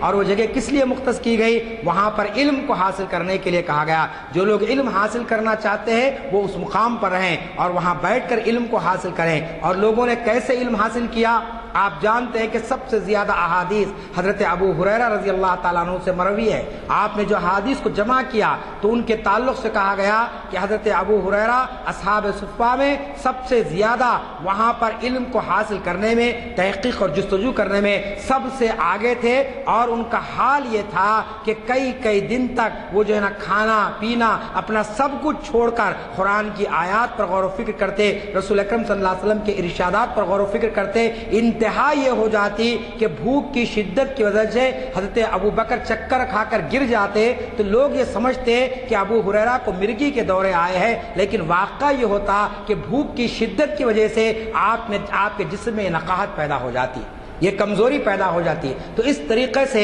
آپ اندازہ لگا سکتے ہیں کہ اسلام میں علم کی کتنی اہمیت کو بیان کیا گیا۔ پھر اسی طریقے سے آپ کو یہ بھی معلوم ہونا چاہیے کہ قرآن مجید میں جو سب سے پہلی آیات نازل ہوئی، جس کو بار بار ہم پڑھتے ہیں، اللہ کے رسول جب غار حرا میں تشریف فرماتے اور اللہ کا فرشتہ آپ کے پاس آیا حضرت جبرائیل علیہ الصلوۃ والتسلیم اور کہا کہ اللہ تعالیٰ نے آپ کو اپنا نبی بنانے کا اعلان کیا ہے اور آپ پر اپنے کلام کو نازل کرنے کا فیصلہ کیا ہے، اور اس کے بعد جو کلام مجید کی جو آیات نازل ہوئی، جو کچھ ورد کرایا گیا آپ کے سامنے کیا تھا کہ اقرأ باسم ربک الذی خلق خلق الانسان من علق اقرأ وربک الاکرم الذی علم بالقلم علم الانسان ما لم یعلم۔ یہ سورہ علق کی وہ 5 آیات ہیں جو سب سے پہلے وحی کی شکل میں اللہ تعالیٰ نے رسول پر نازل کی۔ آج امت مسلمہ کا بہت بڑا طبقہ جو عصری تعلیم سے واقف ہے اور دینی علوم سے اس کا کوئی تعلق نہیں، چونکہ قرآن مجید میں پہلے سورہ فاتحہ ہے تو بہت سے لوگ یہ سمجھتے ہیں کہ سورہ فاتحہ پہلے نازل ہوئی ہے، یا بعض لوگ یہ سمجھتے ہیں کہ سورہ بقرہ ہے، سورہ فاتحہ کے بعد سورہ بقرہ پہلے نازل ہوئی، الف لام میم ذالک الکتاب لا ریب فیہ۔ یہ بعد کی آیات ہے۔ پہلی جو آیات نازل ہوئی وہ سورہ علق کی آیات ہے، اور اس سورہ علق کے اندر کیا کہا آپ جانتے ہو، مشہور مکالمہ جو حضرت جبرائیل علیہ الصلوۃ والتسلیم اور اللہ کے رسول کے درمیان میں ہوا کہ اللہ کے رسول نے فرمایا کہ میں امی ہوں، میں نہیں جانتا ہوں، پڑھنا لکھنا نہیں جانتا ہوں۔ کہا کہ نہیں، پڑھیے، آپ اللہ کے نام سے پڑھیے، اقرأ باسم ربک الذی، کہ آپ اللہ کا نام لے کر پڑھیے۔ اور اس کے بعد پڑھایا، آپ کو سکھایا گیا، اور اس کے بعد معلم انسانی جس طریقے سے بنایا گیا اللہ کے رسول کو کہ آپ دیکھتے ہیں کہ جو خود راہ پر نہ تھے اوروں کے، وہ دوسروں کے لیے رہبر بن گئے۔ اس طریقے سے آپ جانتے یہ علم کا معاملہ تھا ابتدائی دور میں، جبکہ اسلام کے لیے بہت ساری دوسری ضرورتیں تھیں، لیکن اس کے باوجود اللہ کے تعالیٰ نے اپنے رسول پر جس چیز کو نازل فرمایا وہ علم سے متعلق تھی، حصول علم سے متعلق باتیں تھیں۔ اور پھر اس کے بعد ان آیات کے نزول ہونے کے بعد اللہ کے رسول کو جس بات کی تلقین کی گئی، جس بات کی تاکید کی گئی وہ یہ تھی کہ آپ جس منصب پر فائز کیے گئے ہیں، آپ خاتم النبیین ہیں، اب آپ کے بعد کوئی نبی آنے والا نہیں ہے، آپ پر جو کتاب نازل کی گئی وہ آخری کتاب ہے۔ اب اس آخری کتاب کے حاملین کیسے ہوں، اس نبی کی امت کیسی ہو؟ چنانچہ آپ جانتے کہ مکے کے اس معاشرے کے اندر جہاں بہت سے لوگ تھے، جو لوگ آپ کے ساتھ آئے صحابہ اکرام کی شکل میں، وہ نفوس قدسیہ کی آپ نے جو تطہیر فرمائی، جس طریقے سے ان کی تعلیم کا انتظام کیا، ان کی تربیت کا انتظام کیا، دنیا حیران ہے کہ ایک ایسے وقت جبکہ اسلام کو ختم کرنے کی کوشش کی جا رہی تھی، جبکہ اس دعوت کو ختم کرنے کی کوشش کی جا رہی تھی، اللہ کے رسول نے مختصر سی جماعت کو تعلیم اور تربیت اس انداز میں فرمائی کہ آپ دیکھتے ہیں کہ ایک صحابی ایک چٹان بن گئے اور باطل کے مقابلے میں کھڑے ہو گئے۔ ہجرت حبشہ ہوئی، آپ جانتے ہیں، پہلی ہجرت ہوئی، اور وہاں پر نجاشی نے لوگوں کو جمع کیا، اور جو مکے کے جو لوگ بڑے بڑے سردار گئے تھے اور کہے تھے کہ یہ لوگ مکے سے بھاگ کر آئے ہیں، ان کو ہمارے حوالے کر دو۔ ایسے وقت نجاشی کے سامنے ایک صحابی رسول کھڑے ہوئے جن کا نام حضرت جعفر طیار تھا، اور انہوں نے جو خطبہ دیا، جو تقریر انہوں نے فرمائی، اس تقریر کو سننے کے بعد نجاشی نے یہ کہا کہ ایسے لوگوں کو میں نے کبھی نہیں دیکھا کہ جو اس انداز کے اندر اپنے دین کی تبلیغ کرتے ہیں، اپنی باتوں کو لوگوں کے سامنے پیش کرتے ہیں۔ ابتدائی دور ہے، مکے سے نکلے ہوئے ایک مختصر قافلہ تھا، لیکن کس طریقے سے انہوں نے بادشاہ وقت کے سامنے پورے دلائل کے ساتھ ان باتوں کو پیش کیا۔ حضرت جعفر نے کہا کہ یہ جو باتیں کہی گئی کفار مکہ کی جانب سے کہ ہم جو ہے نا ڈاکے ڈالنے والے ہیں، ہم لوگوں کا قتل کرنے والے ہیں، یہ ساری باتیں غلط ہے۔ اصل بات تو یہ ہے کہ مکے کے اندر ایک انسانیت کا مسیحا اٹھا اور اس نے ہم کو ہدایت کا راستہ بتایا اور ہم کو یہ بتایا کہ ہمارا منصب کیا ہے، ہمارا مقام کیا ہے، اور اس کے بعد اسلام کی ساری تعلیمات کو ایسے جامع انداز میں پیش فرمایا حضرت جعفر نے کہ کچھ عرصے کے بعد نجاشی نے صرف مسلمانوں کو پناہ نہیں دی اپنے ملک میں، بلکہ نجاشی خود اسلام قبول کر لیا۔ تو یہ کس وجہ سے ہوا؟ یہ علم کی وجہ سے۔ یہ دراصل لوگوں کے سامنے اسلام کی تبلیغ کو پیش کرنے کے نتیجے میں، چنانچہ عام جانتے اچھی طریقے سے کہ علم کا مقام اللہ تعالیٰ نے بہت ہی یعنی اس کو اہمیت دے کر دنیا کے سامنے پیش کیا ہے۔ اور پھر بعد کے ادوار میں آپ دیکھیے کہ سمرقند، بخارا، بغداد، قسطنطنیہ، پھر ہمارے اپنا ملک یہ ملک کے اندر دہلی، یہ سارے علاقوں کی جو پہچان بنی ہے علمی مراکز کیسے سے بنی ہے،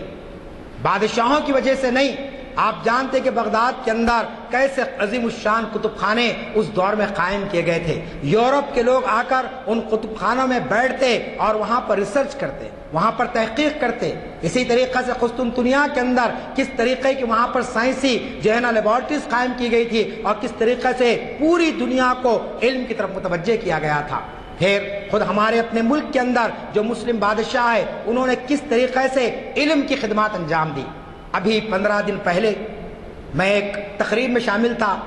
ایک صاحب نے مجھے واقعہ بتایا تو بڑا تعجب ہوا کہ آپ جو یہ آرکیولوجیکل ڈپارٹمنٹ دیکھتے ہیں اس میں وہ 1968 میں کچھ ملازم تھے۔ گورنمنٹ آف انڈیا کی طرف سے کہا گیا کہ صاحب یہاں پر جو کام ہوا ہے عربی کا کام یا فارسی کا کام اس کی تحقیق ہونی چاہیے، اس کی کتابیں ہم کو ملنا چاہیے۔ چنانچہ وہ عربی کے عالم ہیں مولانا خلیل احمد ندوی صاحب، میں نام بھی کہہ رہا ہوں ان کا، وہ ندوے کے فارغ ہیں، نظامیہ کے فارغ ہیں اور ایک طویل عرصے تک سعودی عرب میں رہے ہیں۔ تو اس سے پہلے وہ ہندوستان میں آرکیولوجیکل سروے آف انڈیا میں تھے۔ چنانچہ عربی جاننے کی وجہ سے ان کو ڈپیوٹ کیا گیا۔ پرانی حویلی میں جو ایک یہ نظام کی جو میوزیم ہے وہاں پر ان کا یہ بیان تھا کہ جب میں گیا تو کمرے میں جب داخل ہوا تو پورے اس کے اندر جالے تھے، جانے کے لیے راستہ تک نہیں تھا، پوری جو ہے نا یعنی اس کے اندر پھیلی ہوئی تھی، یعنی گندگی سمجھا، اس کو صاف کیا گیا اور اس کو جھاڑو جھٹکا دیا گیا۔ اس کے بعد جب الماری کھولی گئی، الماری کو جو کھولنے کا جو اس کا جو ہے نا دروازہ کھولنے کا جو مٹھ تھا وہ سونے کا بنا ہوا تھا۔ آپ اندازہ کیجئے 60 سال 70 سال کے بعد وہ الماری کھلی ہے۔ اور ان کا یہ بیان ہے کہ کتابوں کا معاملہ یہ تھا، میر عثمانی پاشا نے کتابیں صرف کاغذ کے ذریعے نہیں بلکہ سونے کے یعنی اس سے لکھا گیا تھا، اور پورا جو ہے نا اس کے جو الفاظ تھے کتابوں کے یعنی جو ٹائٹلز تھے وہ پورے سونے کے اس میں لکھے گئے تھے، سنہری الفاظ میں لکھے گئے تھے، اس کا مصنف کا نام اور فلاں کا نام۔ جب یہ کام مکمل ہو گیا عربی اور فارسی کا کام، تو انہوں نے اپنے ڈائریکٹر سے پوچھا کہ آخر یہ جو کام اب کیوں کیا گیا ہے اور اس طریقے سے کرنے کی وجہ کیا ہے؟ تو انہوں نے کہا کہ بات دراصل یہ ہے کہ یہ سارا ٹینڈر جو ہے نا یہاں کسی بڑے سرمایہ دار نے لے لیا ہے اور وہ اس کو لندن منتقل کرنا چاہتا ہے اور وہ وہاں جا کر کروڑوں روپے اس کے ذریعے سے وہ کمایا ہے۔ آپ اندازہ کیجئے کہ ہمارے اسلاف نے کس طریقے سے علم کی قدر کی تھی، کس طریقے سے لوگ بڑی بڑی اہم ترین کتابیں عربی اور فارسی میں لکھوائی گئی تھی اور بڑے بڑے مفکرین کو جمع کیا گیا تھا۔ تو آج کے گئے گزرے حالات میں بھی ہم دیکھتے ہیں کہ مسلمانوں کی علمی خدمات سے کوئی انکار نہیں کر سکتا ہے۔ چنانچہ آج ہم کو غور و فکر کرنا چاہیے کہ مسلمانوں کا حصول علم سے کیا تعلق ہے۔ دنیا کی دیگر قوموں کے لیے علم کا حاصل کرنا اس لیے ہو سکتا ہے کہ اس کے ذریعے سے نوکری حاصل کرے، اس کے ذریعے سے کوئی عہدہ حاصل کرے، اس کے ذریعے سے اپنی تجارت کو بڑھا سکے۔ یہ ساری چیزیں صحیح ہے، اس کے اندر کوئی غلطی نہیں ہے، لیکن مسلمانوں کا رشتہ علم سے اس لیے ہے کہ مسلمان جاہل نہیں رہ سکتا ہے۔ ایک مسلمان کا سینہ جو توحید سے بھرا ہوا ہے اس کے اندر جہالت نہیں آ سکتی ہے، وہ جو ہے نا حالات سے ناواقف نہیں رہ سکتا ہے۔ اسی لیے علم کا حاصل کرنا مسلمانوں کے لیے ایک فرض منصبی ہے، ایک مذہبی فریضہ ہے۔ جس طریقے سے نماز کا پڑھنا، روزے کا رکھنا، اگر زکوٰۃ صاحب استطاعت زکوٰۃ کا دینا اور عمر میں ایک مرتبہ حج کرنا صاحب استطاعت ہے، یہ ارکان جماعت ہے۔ اسی طریقے سے ارکان اسلام ہے، اسی طریقے سے علم کا حاصل کرنا بھی فرض ہے۔ اگر علم حاصل نہ کریں اور یہ گلے کرے، یہ شکوے کرے کہ حکومت ہماری نہیں ہے، اقتدار ہمارا نہیں ہے، اب ہماری قسمت خراب ہو چکی ہے، تو آپ کو معلوم ہے یہ ہیلے حوالے کر کے ہم اللہ کے سامنے اپنے آپ کو بری ذمہ قرار نہیں دے سکتے ہیں، اس لیے کہ قرآن مجید میں بار بار علم کی تلقین کی بات کی گئی ہے، صحابہ کرام نے علم کی تلقین کی بات کی، تابعین نے علم کو کس طریقہ سے حاصل کیا۔ آپ جانتے ہیں ہمارے پاس جو صحاح ستہ کے حدیث ہے، چاہے وہ مسلم شریف ہو، چاہے وہ بخاری ہو، آپ جانتے ہیں ان کا مقام اور مرتبہ کیا ہے۔ محدثین نے یہ بیان کیا ہے کہ قرآن مجید کے بعد سب سے اہم ترین اور سب سے زیادہ مستند اگر کوئی کتاب ہے تو بخاری کی، جس میں احادیث کو جمع کیا گیا، اور آپ جانتے ہیں کہ ان محدثین نے کس طریقے سے حدیث کو جمع کیا۔ روایات میں آتا ہے کہ ایک حدیث کو جمع کرنے کے لیے کئی سو میل کا انہوں نے سفر طے کیا، کہ فلاں فلاں، جو لوگ حدیث کو عربی میں پڑھتے ہیں جانتے ہیں کہ حدیث ایک دم نہیں شروع ہوتی ہے، بلکہ راوی ہوتے ہیں اس کے 10 15 راوی، اللہ کے رسول سے فلاں صحابی نے سنا، فلاں صحابی سے فلاں صحابی نے سنا، فلاں صحابی سے فلاں صحابی نے سنا، پھر اس کے بعد تابعی نے سنا، پھر فلاں تابعی سے فلاں تابعی نے سنا، اس طریقے سے ہوتے ہوئے حدیث ہم تک پہنچتی ہے۔ ان کی تحقیق کے لیے کہ کب سنا انہوں نے، کس حالت میں سنا، اس مقام تک جاتے، ان سے ملتے، گفتگو کرتے، اور اس کے بعد اس حدیث کو ان کے سامنے دہراتے، اور اس کے بعد ان کی جو ہے نا اس سے سند لیتے کہ واقعی یہ بات، یہ حدیث ہے۔ اتنی کوشش کے بعد اور اتنی جو ہے نا جدوجہد کے بعد یہ احادیث کا مجموعہ ہمارے پاس جمع ہوا ہے۔ فقہ کے معاملے میں آئیے، آپ جانتے ہیں کہ ہمارے فقہاء کرام نے کس طریقے سے محنت کی۔ یہ جو مسالک آپ کو نظر آ رہے ہیں یہ یوں ہی نہیں بن گئے ہیں، چاہے وہ حنفی مسلک ہو، چاہے وہ مالکی مسلک ہو، چاہے وہ شافعی مسلک ہو، امام شافعی نے، امام حنبل نے، اور اسی طریقے سے امام ابو حنیفہ نے جو قرآن و حدیث سے استمداد کیا، اور کس طریقے سے کن حالات کے اندر کون سی چیز کی ضرورت کی اہمیت ہے، اس کو ان چاروں فقہاء کرام نے یوں ہی نہیں بیان کر دیا۔ ہم ایک کتاب پڑھتے ہیں تو اس کے لیے کئی سال لگ جاتے ہیں، لیکن وہ کتاب مکمل نہیں ہوتی، اور اس کے بعد کوئی سوال بھی کرے تو ہم جواب نہیں دے سکتے تسلی بخش۔ لیکن فقہاء کرام نے قرآن کو پڑھا، حدیث کو پڑھا، اور اس کے بعد پھر دیکھا کہ اس کے اندر کیا کیا گنجائشیں نکل سکتی ہے۔ چنانچہ آپ جانتے ہیں کہ چاروں مسلک حق پر ہیں، یہ بات ذہن میں رکھ لیجئے۔ ہم اگر امام ابو حنیفہ کے ماننے والے ہیں تو ہم اتنا اپنے آپ کو یہ سمجھتے ہیں کہ نعوذ باللہ امام شافعی کے ماننے والے وہ صحیح نہیں ہے، یا امام حنبل کے ماننے والے صحیح نہیں ہے۔ یہ بات بالکل غلط ہے۔ آپ ذہن میں رکھ لیجئے کہ چاروں امام جو کچھ بھی لیے ہیں ان کا اصل جو سورس ہے وہ قرآن اور حدیث ہے، کسی نے اپنی طرف سے کوئی بات نہیں بیان کی ہے۔ بعض وقت بعض ہمارے اہل حدیث، سب نہیں لیکن کچھ متشدد نوجوان رہتے، بعض مرتبہ بعض بحث چھیڑ دیتے ہیں۔ میں نے یہ جملہ ان کے سامنے کہا، کیا آپ کے سامنے امام ابو حنیفہ کا وہ قول نہیں ہے کہ آپ نے فرمایا کہ میری کوئی بات اگر قرآن و سنت سے اختلاف رکھتی ہوئی نظر آئے تو اس کو بازو رکھ دو، اس پر بحث کرنے کی ضرورت نہیں ہے کہ امام ابو حنیفہ نے یہ کہا ہے، قرآن نے جو کہا ہے، حدیث نے جو کہا وہ دیکھو۔ اور فقہاء کرام نے یہ ثابت کر دیا اپنی تحقیق کے ذریعے بعد میں کہ امام ابو حنیفہ نے جو کچھ باتیں بیان کی ہے وہ پوری کی پوری باتیں قرآن و حدیث کے مطابق بیان کی ہے۔ امام شافعی نے، آپ جانتے، کبھی یہ نہیں کہا کہ اپنے مسلک کے ماننے والوں سے کہ وہ جو ہے نا میرے مسلک پر چلے، انہوں نے بھی یہ کہا کہ میں نے اپنے علم کی بنیاد پر، اپنے تجربے کی بنیاد پر، اپنے بزرگوں کے علم کی بنیاد پر ان سے استفادہ کرتے ہوئے ایک فقہ میں نے تشکیل دی ہے۔ اگر اس فقہ کے اندر کوئی بات قرآن و حدیث سے ٹکراتی ہے تو میری بات کو متروک کر دیا جائے، چھوڑ دیا جائے، اور قرآن و حدیث کی بات کو مانا جائے۔ امام حنبل نے تو یہاں تک کہا کہ اگر کسی آبادی میں میرے مسلک کے ماننے والے لوگ نہیں ہیں یا 2-4 لوگ ہیں تو وہ لوگ اس مسلک کو قبول کر لے جہاں کی اکثریت اس مسلک کو ماننے والی ہے۔ آپ اندازہ کیجئے کتنا ان کے پاس فراغ دلی تھی، کتنی وسیع النظری تھی ان فقہاء کرام کے پاس۔ آج ہم علم کی کمی کی وجہ سے، دینی معلومات کی کمی کی وجہ سے ہم یہ سمجھتے ہیں کہ ہم جو مسلک پر حق ہے اور ہمارا مسلک ہی کو سب کو قبول کر لینا چاہیے، اور اگر کوئی سے اختلاف کرتا ہے تو وہ نعوذ باللہ اسلام سے ہم اس کو خارج کر دیتے ہیں، حالانکہ بہت غلط بات ہے۔ کل شب معراج کے بارات کے جلسے ہوئے، گزر رہا تھا میں تو تقریروں کے اندر بجائے شب برات کی فضیلت کو لوگ بیان کرنے کے مختلف جماعتوں اور مختلف لوگوں پر تنقید کر رہے تھے۔ ایک دینی مدرسے کے عالم صاحب، کچھ دیر ٹھہر گیا میں تو ذاکر نائک صاحب پر تنقید چل رہی ہے ایک مجمع کثیر کے اندر، حالانکہ ذاکر نائک صاحب کا جو مقام ہے،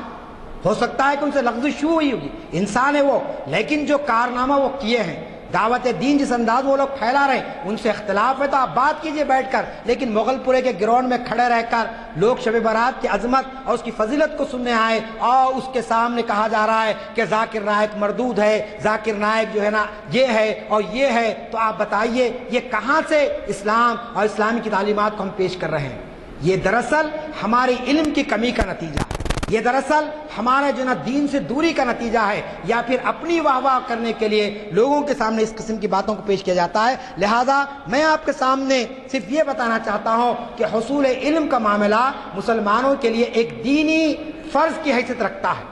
اور یہ دینی فرض کے تعلق سے ایک عالم دین نے جو بات لکھی ہے، بڑی اہم ترین بات انہوں نے لکھی ہے کہ جس طریقے سے ہم لوگوں کو دینی اجتماع میں جمع کرنے کے لیے گشت کرتے ہیں، تبلیغی جماعت میں آپ جانتے ہیں کہ گشت کی اہمیت ہے، اجتماع سے پہلے گشت کی جاتی ہے، لوگوں کو بلایا جاتا ہے کہ مغرب کے بعد اجتماع ہے، عشاء کے بعد اجتماع، تشریف لائیے۔ تو مولانا لکھا اس مقام پر کہ جس طریقے سے تبلیغی جماعت اپنے اجتماع کو منعقد کرنے کے لیے گشت کرتی ہے، آج ضرورت ہے کہ مسلمان علم کی تشہیر کے لیے مسلم بستیوں میں گشت کرے، لوگوں کے سامنے علم کی اہمیت کو پیش کرے، ان کو بتائیں کہ علم کا حاصل کرنا تمہارے لیے کیوں ضروری ہے۔ آج امت کا ایک بڑا طبقہ یہ سمجھتا ہے کہ علم کو حاصل اس لیے کرنا چاہیے کہ بہرحال اس کے ذریعے روزگار مل جائے۔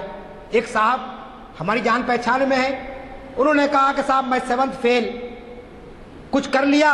آج سعودی عرب چلے گیا، کافی کما رہا ہوں، اب مجھے علم کی کوئی ضرورت نہیں ہے، بلکہ انہوں نے اپنے بچوں کو بھی کہہ دیا کہ میاں کھاؤ پیو اطمینان سے رہو، اللہ بڑا نوازنے والا ہے، چھتر پاڑ کے دیتا ہے، اگر دینا چاہتا ہے تو میری زندگی کو دیکھ لو میں کیسے کامیاب ہو گیا۔ یہ اگر فلسفہ امت کے اندر رواج پا جائے تو لازمی چیز ہے کہ علم کی کوئی ہمارے پاس اہمیت باقی نہیں گی، اس کے نظائر آپ کے سامنے ہیں۔ ابھی IAS کا رزلٹ آیا، ایک خوشی کی بات تو یہ ہے کہ پہلی مرتبہ ایک طویل عرصے کے بعد حیدرآباد سے ایک نوجوان منتخب ہوا ہے، مسعود علی صاحب جو ایڈوکیٹ ہے محبوب نگر کے، ان کے پوترے نے کامیابی حاصل کی ہے، لیکن ایک نہیں 10-20 بھی آتے تو کم ہوتے۔ ہماری آبادی 14%، ہندوستان میں مسلمانوں کی آبادی 14% ہے، اور 14% کا جو رزلٹ ہونا چاہیے وہ کم از کم 10 تا 15% ہونا چاہیے، لیکن آپ دیکھ رہے ہیں کہ 2 اور 3% کے درمیان میں ہمارا رزلٹ آتا ہے۔ کشمیر کے کچھ نوجوان آگے بڑھ رہے ہیں، اس کی وجہ سے کچھ پرسنٹیج بڑھ رہا ہے، ورنہ ایک زمانے میں 1-2% کے قریب ہو چکا تھا۔ ایسی صورتحال کیوں پیدا ہوئی؟ اس لیے کہ ہمارے پاس علم کی جو اہمیت نہیں رہی، جو اہمیت ہمارے اسلاف نے پیش کی تھی۔ میرے سامنے ایک ایسا کوٹیشن ہے جو غیر مسلم کا کوٹیشن میں آپ کے سامنے رکھنا چاہتا ہوں۔ Institute of economic social change, یہ بنگلور کا ایک بہت مشہور انسٹیٹیوٹ ہے، وہاں کے پروفیسر نے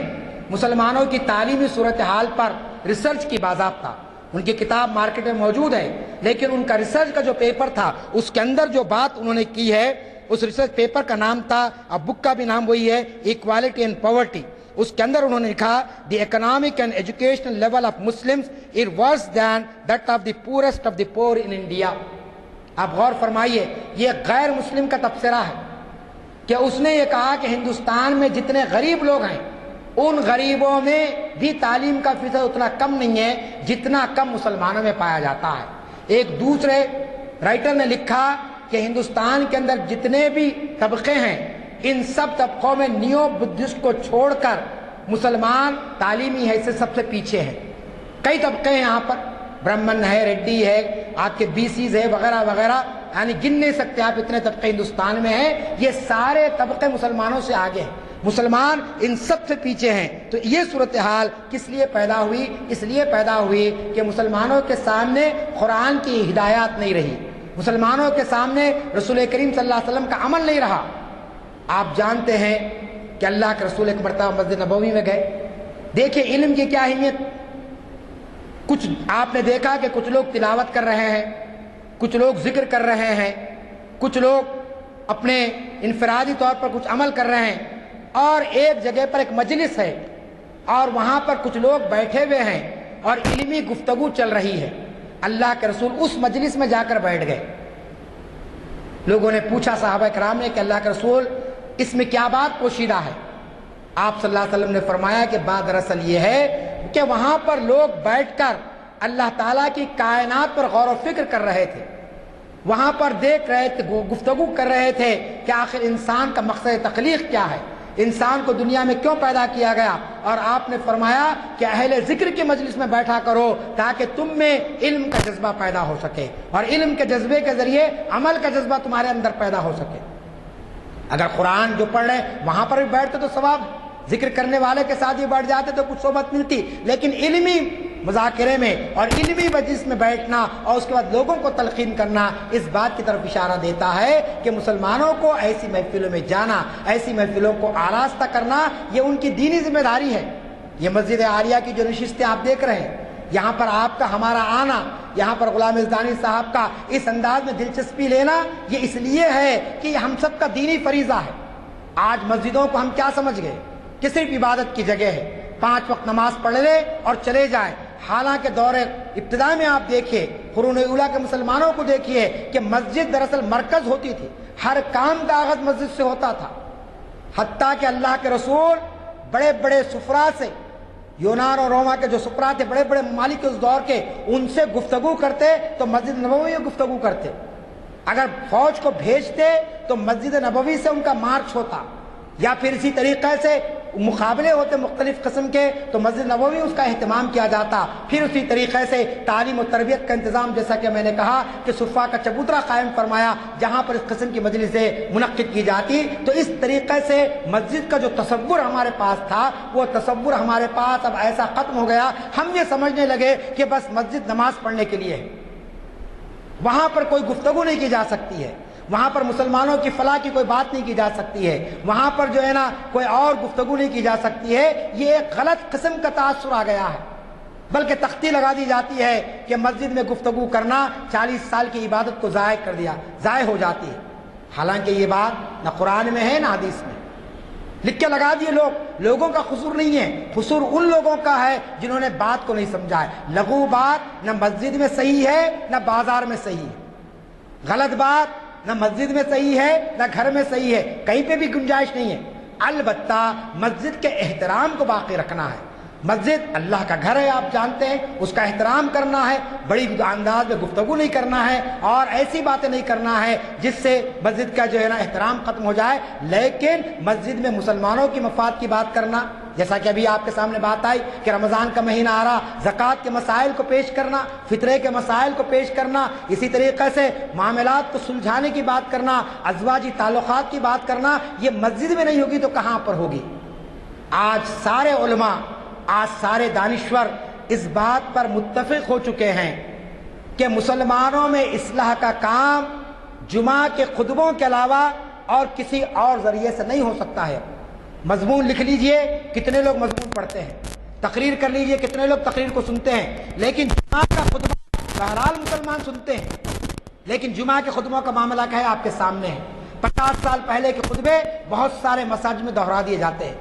عربی میں پڑھ دیے جاتے ہیں اور لوگ عقیدت کے ساتھ سن لیتے ہیں. لیکن اگر آپ دیگر ممالک میں دیکھیں اور دیگر مقامات پر دیکھیں تو آپ کو محسوس ہوگا کہ وہاں پر موجودہ حالات پر مسلمانوں کی ذمہ داریوں پر گفتگو کی جاتی ہے اور اس کے نتائج بھی سامنے آتے ہیں.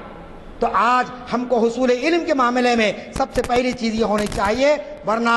آپ ایک بات یاد رکھ لیجئے، ایک چینی مفکر نے کہا کہ کسی قوم سے انتقام لینا ہے، کسی دشمن پر قابو پانا ہے تو اس کی اولاد کو تعلیم سے دور کر دو. یہ چینی قول ہے کہ اولاد کو تعلیم سے دور کر دو، اس کے ساتھ اچھا ملو لیکن اس کی اولاد کو.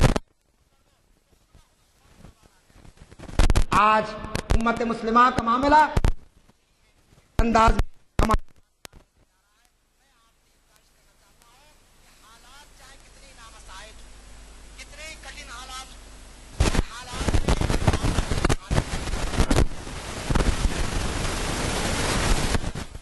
بحث بھی بڑی چل رہی ہے ہمارے پاس کہ عصری علوم حاصل کرنا، دینی علوم حاصل کرنا. آپ کو معلوم ہونا چاہیے، تحقیق کر لیجیے آپ، یہ بحث صرف گزشتہ 200 سال کی بحث ہے. 1400 سال میں کبھی یہ سوال نہیں اٹھا کہ مسلمانوں کو کون سا علم حاصل کرنا ہے. کبھی یہ تفریق نہیں کی گئی کہ علم دین کیا ہے اور ماڈرن ایجوکیشن کیا ہے. کہا گیا کہ علم حاصل کرو، اور علم میں دونوں علوم ہیں، کوئی علم چھٹا ہوا نہیں ہے. اور کیسے علم حاصل کرو؟ اقرا باسم ربک الذی خلق، اللہ کا نام لے کر علم کو حاصل کرو، یہ حکم آپ کو دیا گیا. جب اللہ کا نام لے کر آپ علم حاصل کرتے ہیں تو وہ علم نافع بن جاتا ہے. امام غزالی رحمۃ اللہ علیہ نے اس پر بڑی لمبی بحث کی ہے اور کہا ہے کہ اسلام نے علم کی جو تعریف کی ہے وہ علم نافع ہے، یعنی ایسا علم جو انسانیت کو نفع پہنچانے والا ہو، ایسا علم جس سے انسانیت فائدہ اٹھائے، اس کا حاصل کرنا مسلمان کے لیے فرض ہے. انہوں نے اپنے مضمون میں لکھا کہ جس زمانے میں جس چیز کی ضرورت ہو اس چیز کا علم حاصل کرنا مسلمانوں کے لیے فرض کفایہ کی حیثیت رکھتا ہے.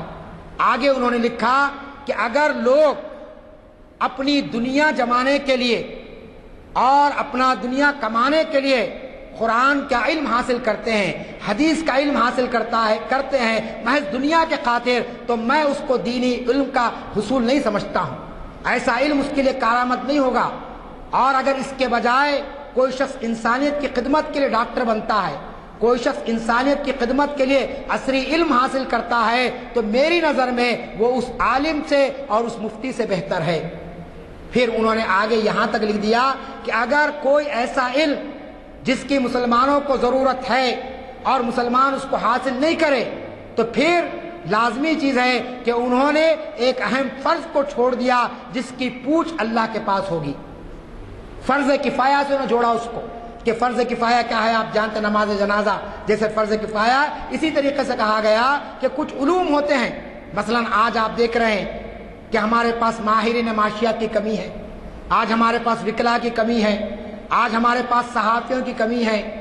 آج ہمارے پاس ان لوگوں کی کمی ہے جو اسلام پر جو حملے کر رہے ہیں علمی انداز میں، ان کا جواب دینے والوں کی کمی ہے. ایسے لوگوں کو تیار کرنا اور ان کی خدمات لینا یہ آج کے وقت کا تقاضا ہے. لیکن آج ہمارے پاس یہ بحث چل رہی ہے کہ کون سا علم حاصل کرنا چاہیے، عصری علم حاصل کرنا چاہیے یا دینی علم حاصل کرنا چاہیے. اور اگر دینی مدارس کے اندر آپ یہ کہیں کہ صاحب یہاں پر کچھ ماڈرن ایجوکیشن کا آپ آغاز کیجئے تو آپ کی بات کو لوگ یہ سمجھتے ہیں کہ صاحب یہ مسلمانوں کے دشمن ہیں،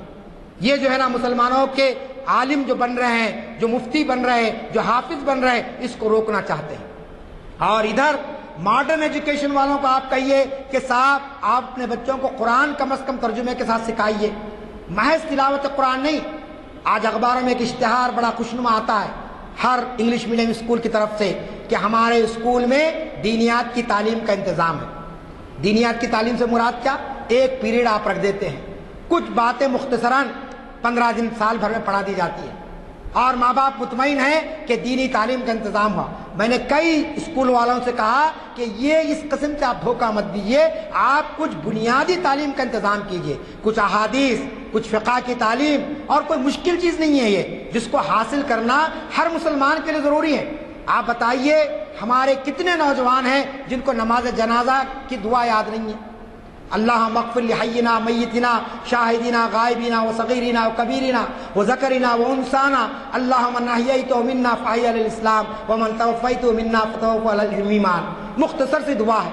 2 دن 4 دن 8 دن میں دعا یاد ہو سکتی ہے. لیکن آپ جانتے ہیں کہ باپ کا انتقال ہو گیا، اب انتظار ہو رہا مرشد آئیں گے تو نماز جنازہ ہوگی، مولانا آئیں گے تو نماز جنازہ ہوگی. جبکہ اللہ کے رسول نے فرمایا کہ باپ کا انتقال پر بیٹا نماز جنازہ ادا کرے، یہ زیادہ اچھا ہے. بیٹا جس درد کے ساتھ دعائے مغفرت کرتا ہے، مسجد کا امام کے پاس اتنا درد نہیں ہوتا ہے، کوئی اور شخص کے پاس اتنا درد نہیں ہوتا ہے. لیکن مجھے بتائیے کتنے نوجوان ہیں جو اپنے والد کی نماز جنازہ پڑھا سکتے ہیں؟ تو اتنا ہمارے پاس علم حاصل نہیں ہوا تو پھر فائدہ کیا؟ ڈاکٹر بن گئے ہیں، انجینئر بن گئے ہیں لوگ، لیکن اس کے باوجود آپ دیکھتے ہیں کہ قرآن مجید کو صحیح انداز میں نہیں پڑھتے ہیں. جبکہ کہا گیا کہ ورتل قرآن ترتیلا، کہ قرآن کو ترتیل کے ساتھ پڑھو. قرآن رحمت بھی ہے اور قرآن ہمارے لیے زحمت بھی بن سکتا ہے اگر قرآن کو آپ نے صحیح انداز میں نہیں پڑھا ہے. تو دونوں طرف علم کے معاملے میں میں کہتا ہوں کہ دونوں طرف ہم کو توجہ کرنے کی ضرورت ہے کہ جو بچے ہمارے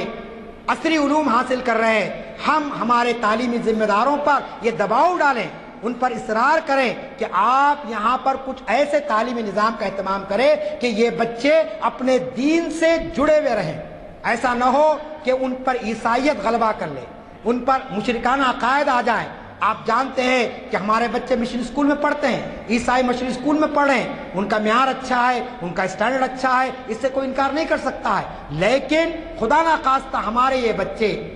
اپنے دین سے دور ہو جائیں گے تو لازمی چیز ہے کہ اس کے بڑے خطرناک نتائج نکل سکتے ہیں۔ لہٰذا ہم کو حصول علم کے معاملے میں اس بحث میں جانے کی ضرورت نہیں ہے کہ دینی علوم کیا ہے، عصری علوم کیا ہے، بلکہ ہم کو یہ دیکھنا چاہیے کہ ہم علم نافع کو حاصل کریں، انسانیت کو فائدہ پہنچانے والے علوم کو ہم حاصل کریں، اور ایسے علم کو حاصل کریں جس کے ذریعے سے ہم اللہ تعالیٰ کی کائنات اور کائنات میں جو چیزیں موجود ہیں اس پر ہم غور و فکر کر سکیں۔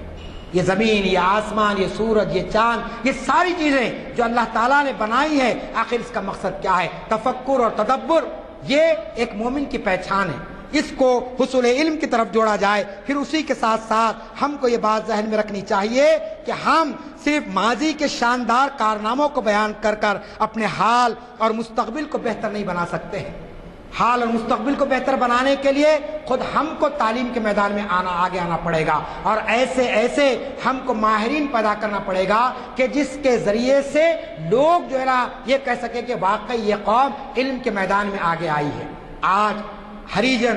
گریجن، قبائلی طبقے، وہ طبقے جن کا علم سے کوئی تعلق نہیں ہے، وہ دیکھ رہے ہیں کہ بہت دور، بہت آگے تک نکل کر جا رہے ہیں۔ ایسی صورتحال میں میں سمجھتا ہوں کہ ہم کو تعلیم کی طرف آگے آنی چاہیے۔ آخری بات میں آپ کے سامنے کہتے ہوئے اپنی گفتگو ختم کرنا چاہتا ہوں، وہ بات یہ ہے کہ ہمارے اپنے شہر کے اندر بڑے بڑے تعلیمی ادارے ہم نے قائم کیے ہیں،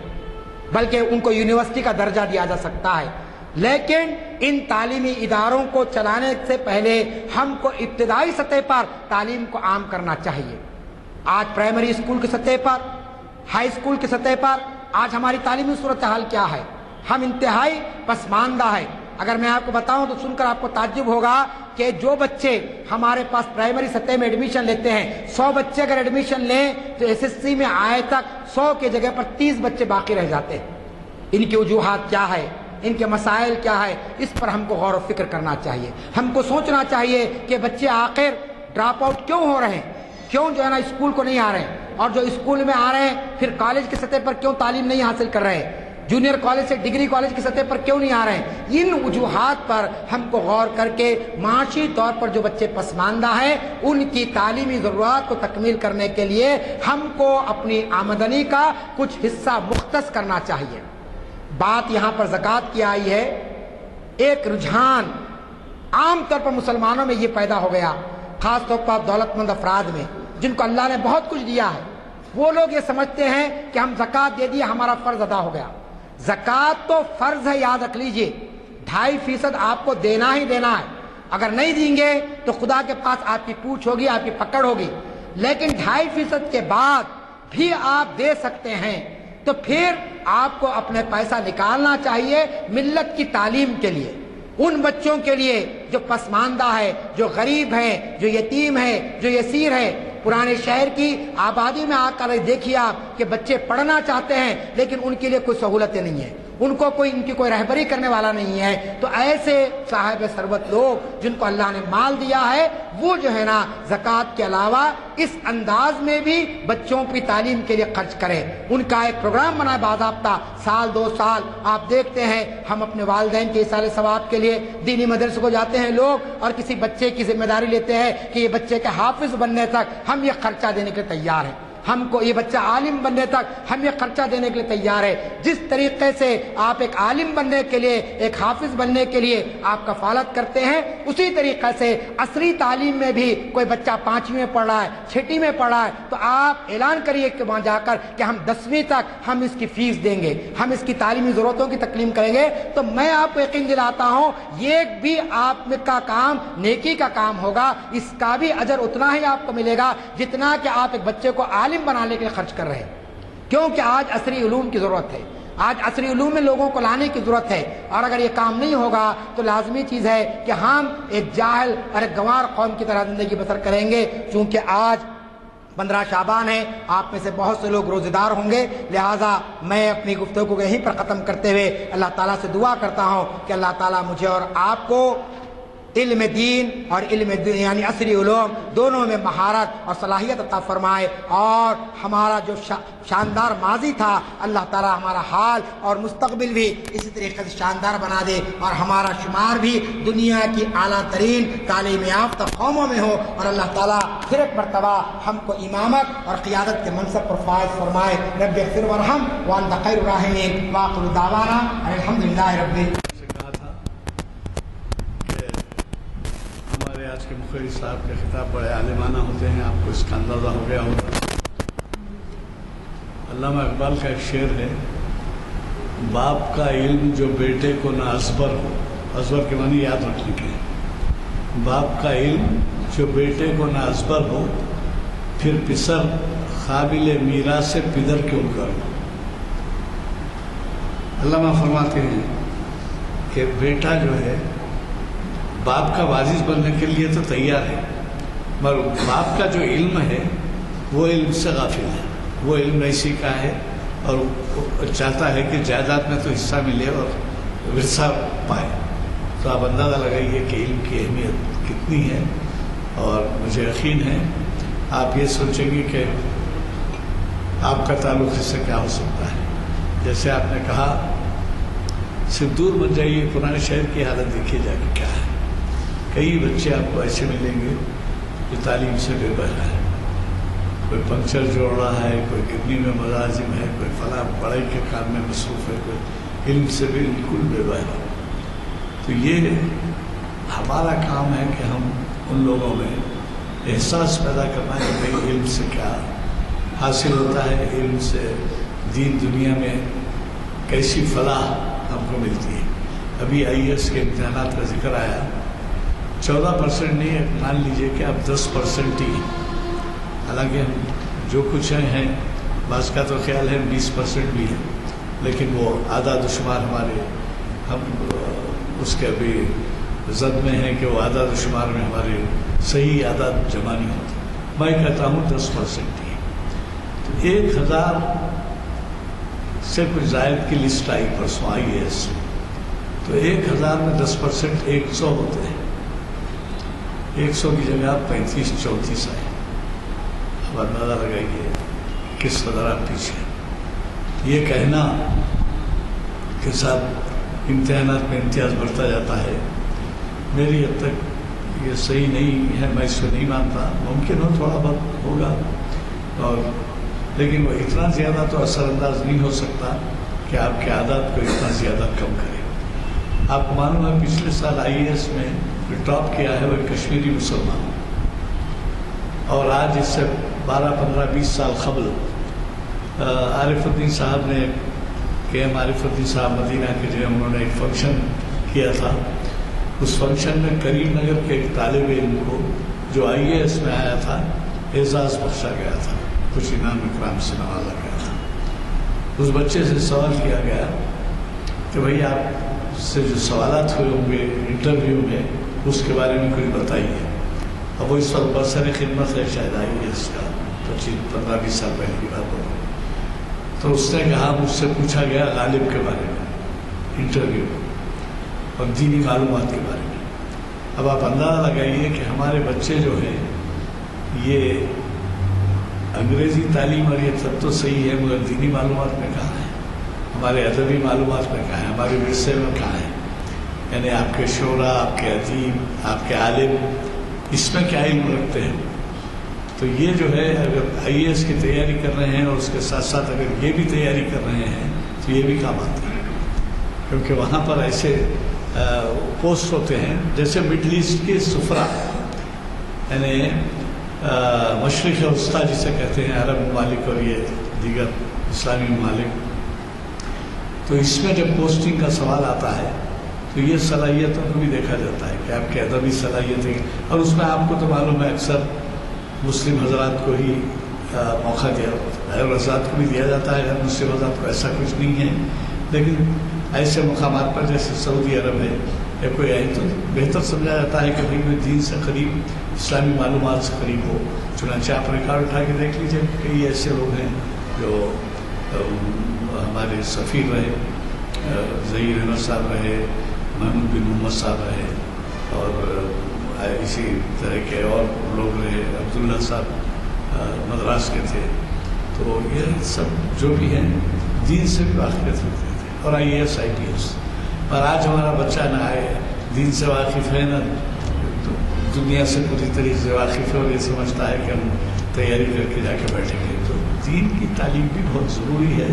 جو آپ یہ نہیں سمجھنا کہ میں عربی پڑھ کے یا دینیات پڑھ کے یا اردو ادب پڑھ کے کیا کروں گا. اس کا بھی وہاں پر اہتمام ہوتا ہے، وہ بھی سوالات آپ سے کیے جا سکتے ہیں انٹرویو میں بھی. تو لہٰذا میں گزارش کروں گا کہ آپ اس کو اپنی ایک مہم سمجھیے، اور ہمارے فاضل مقرر نے جو کچھ مشورے دیے ہیں اس پر عمل کرنے کی کوشش کی. چونکہ دعا ہو چکی ہے، محفل کے برخاستگی کا اعلان کیا.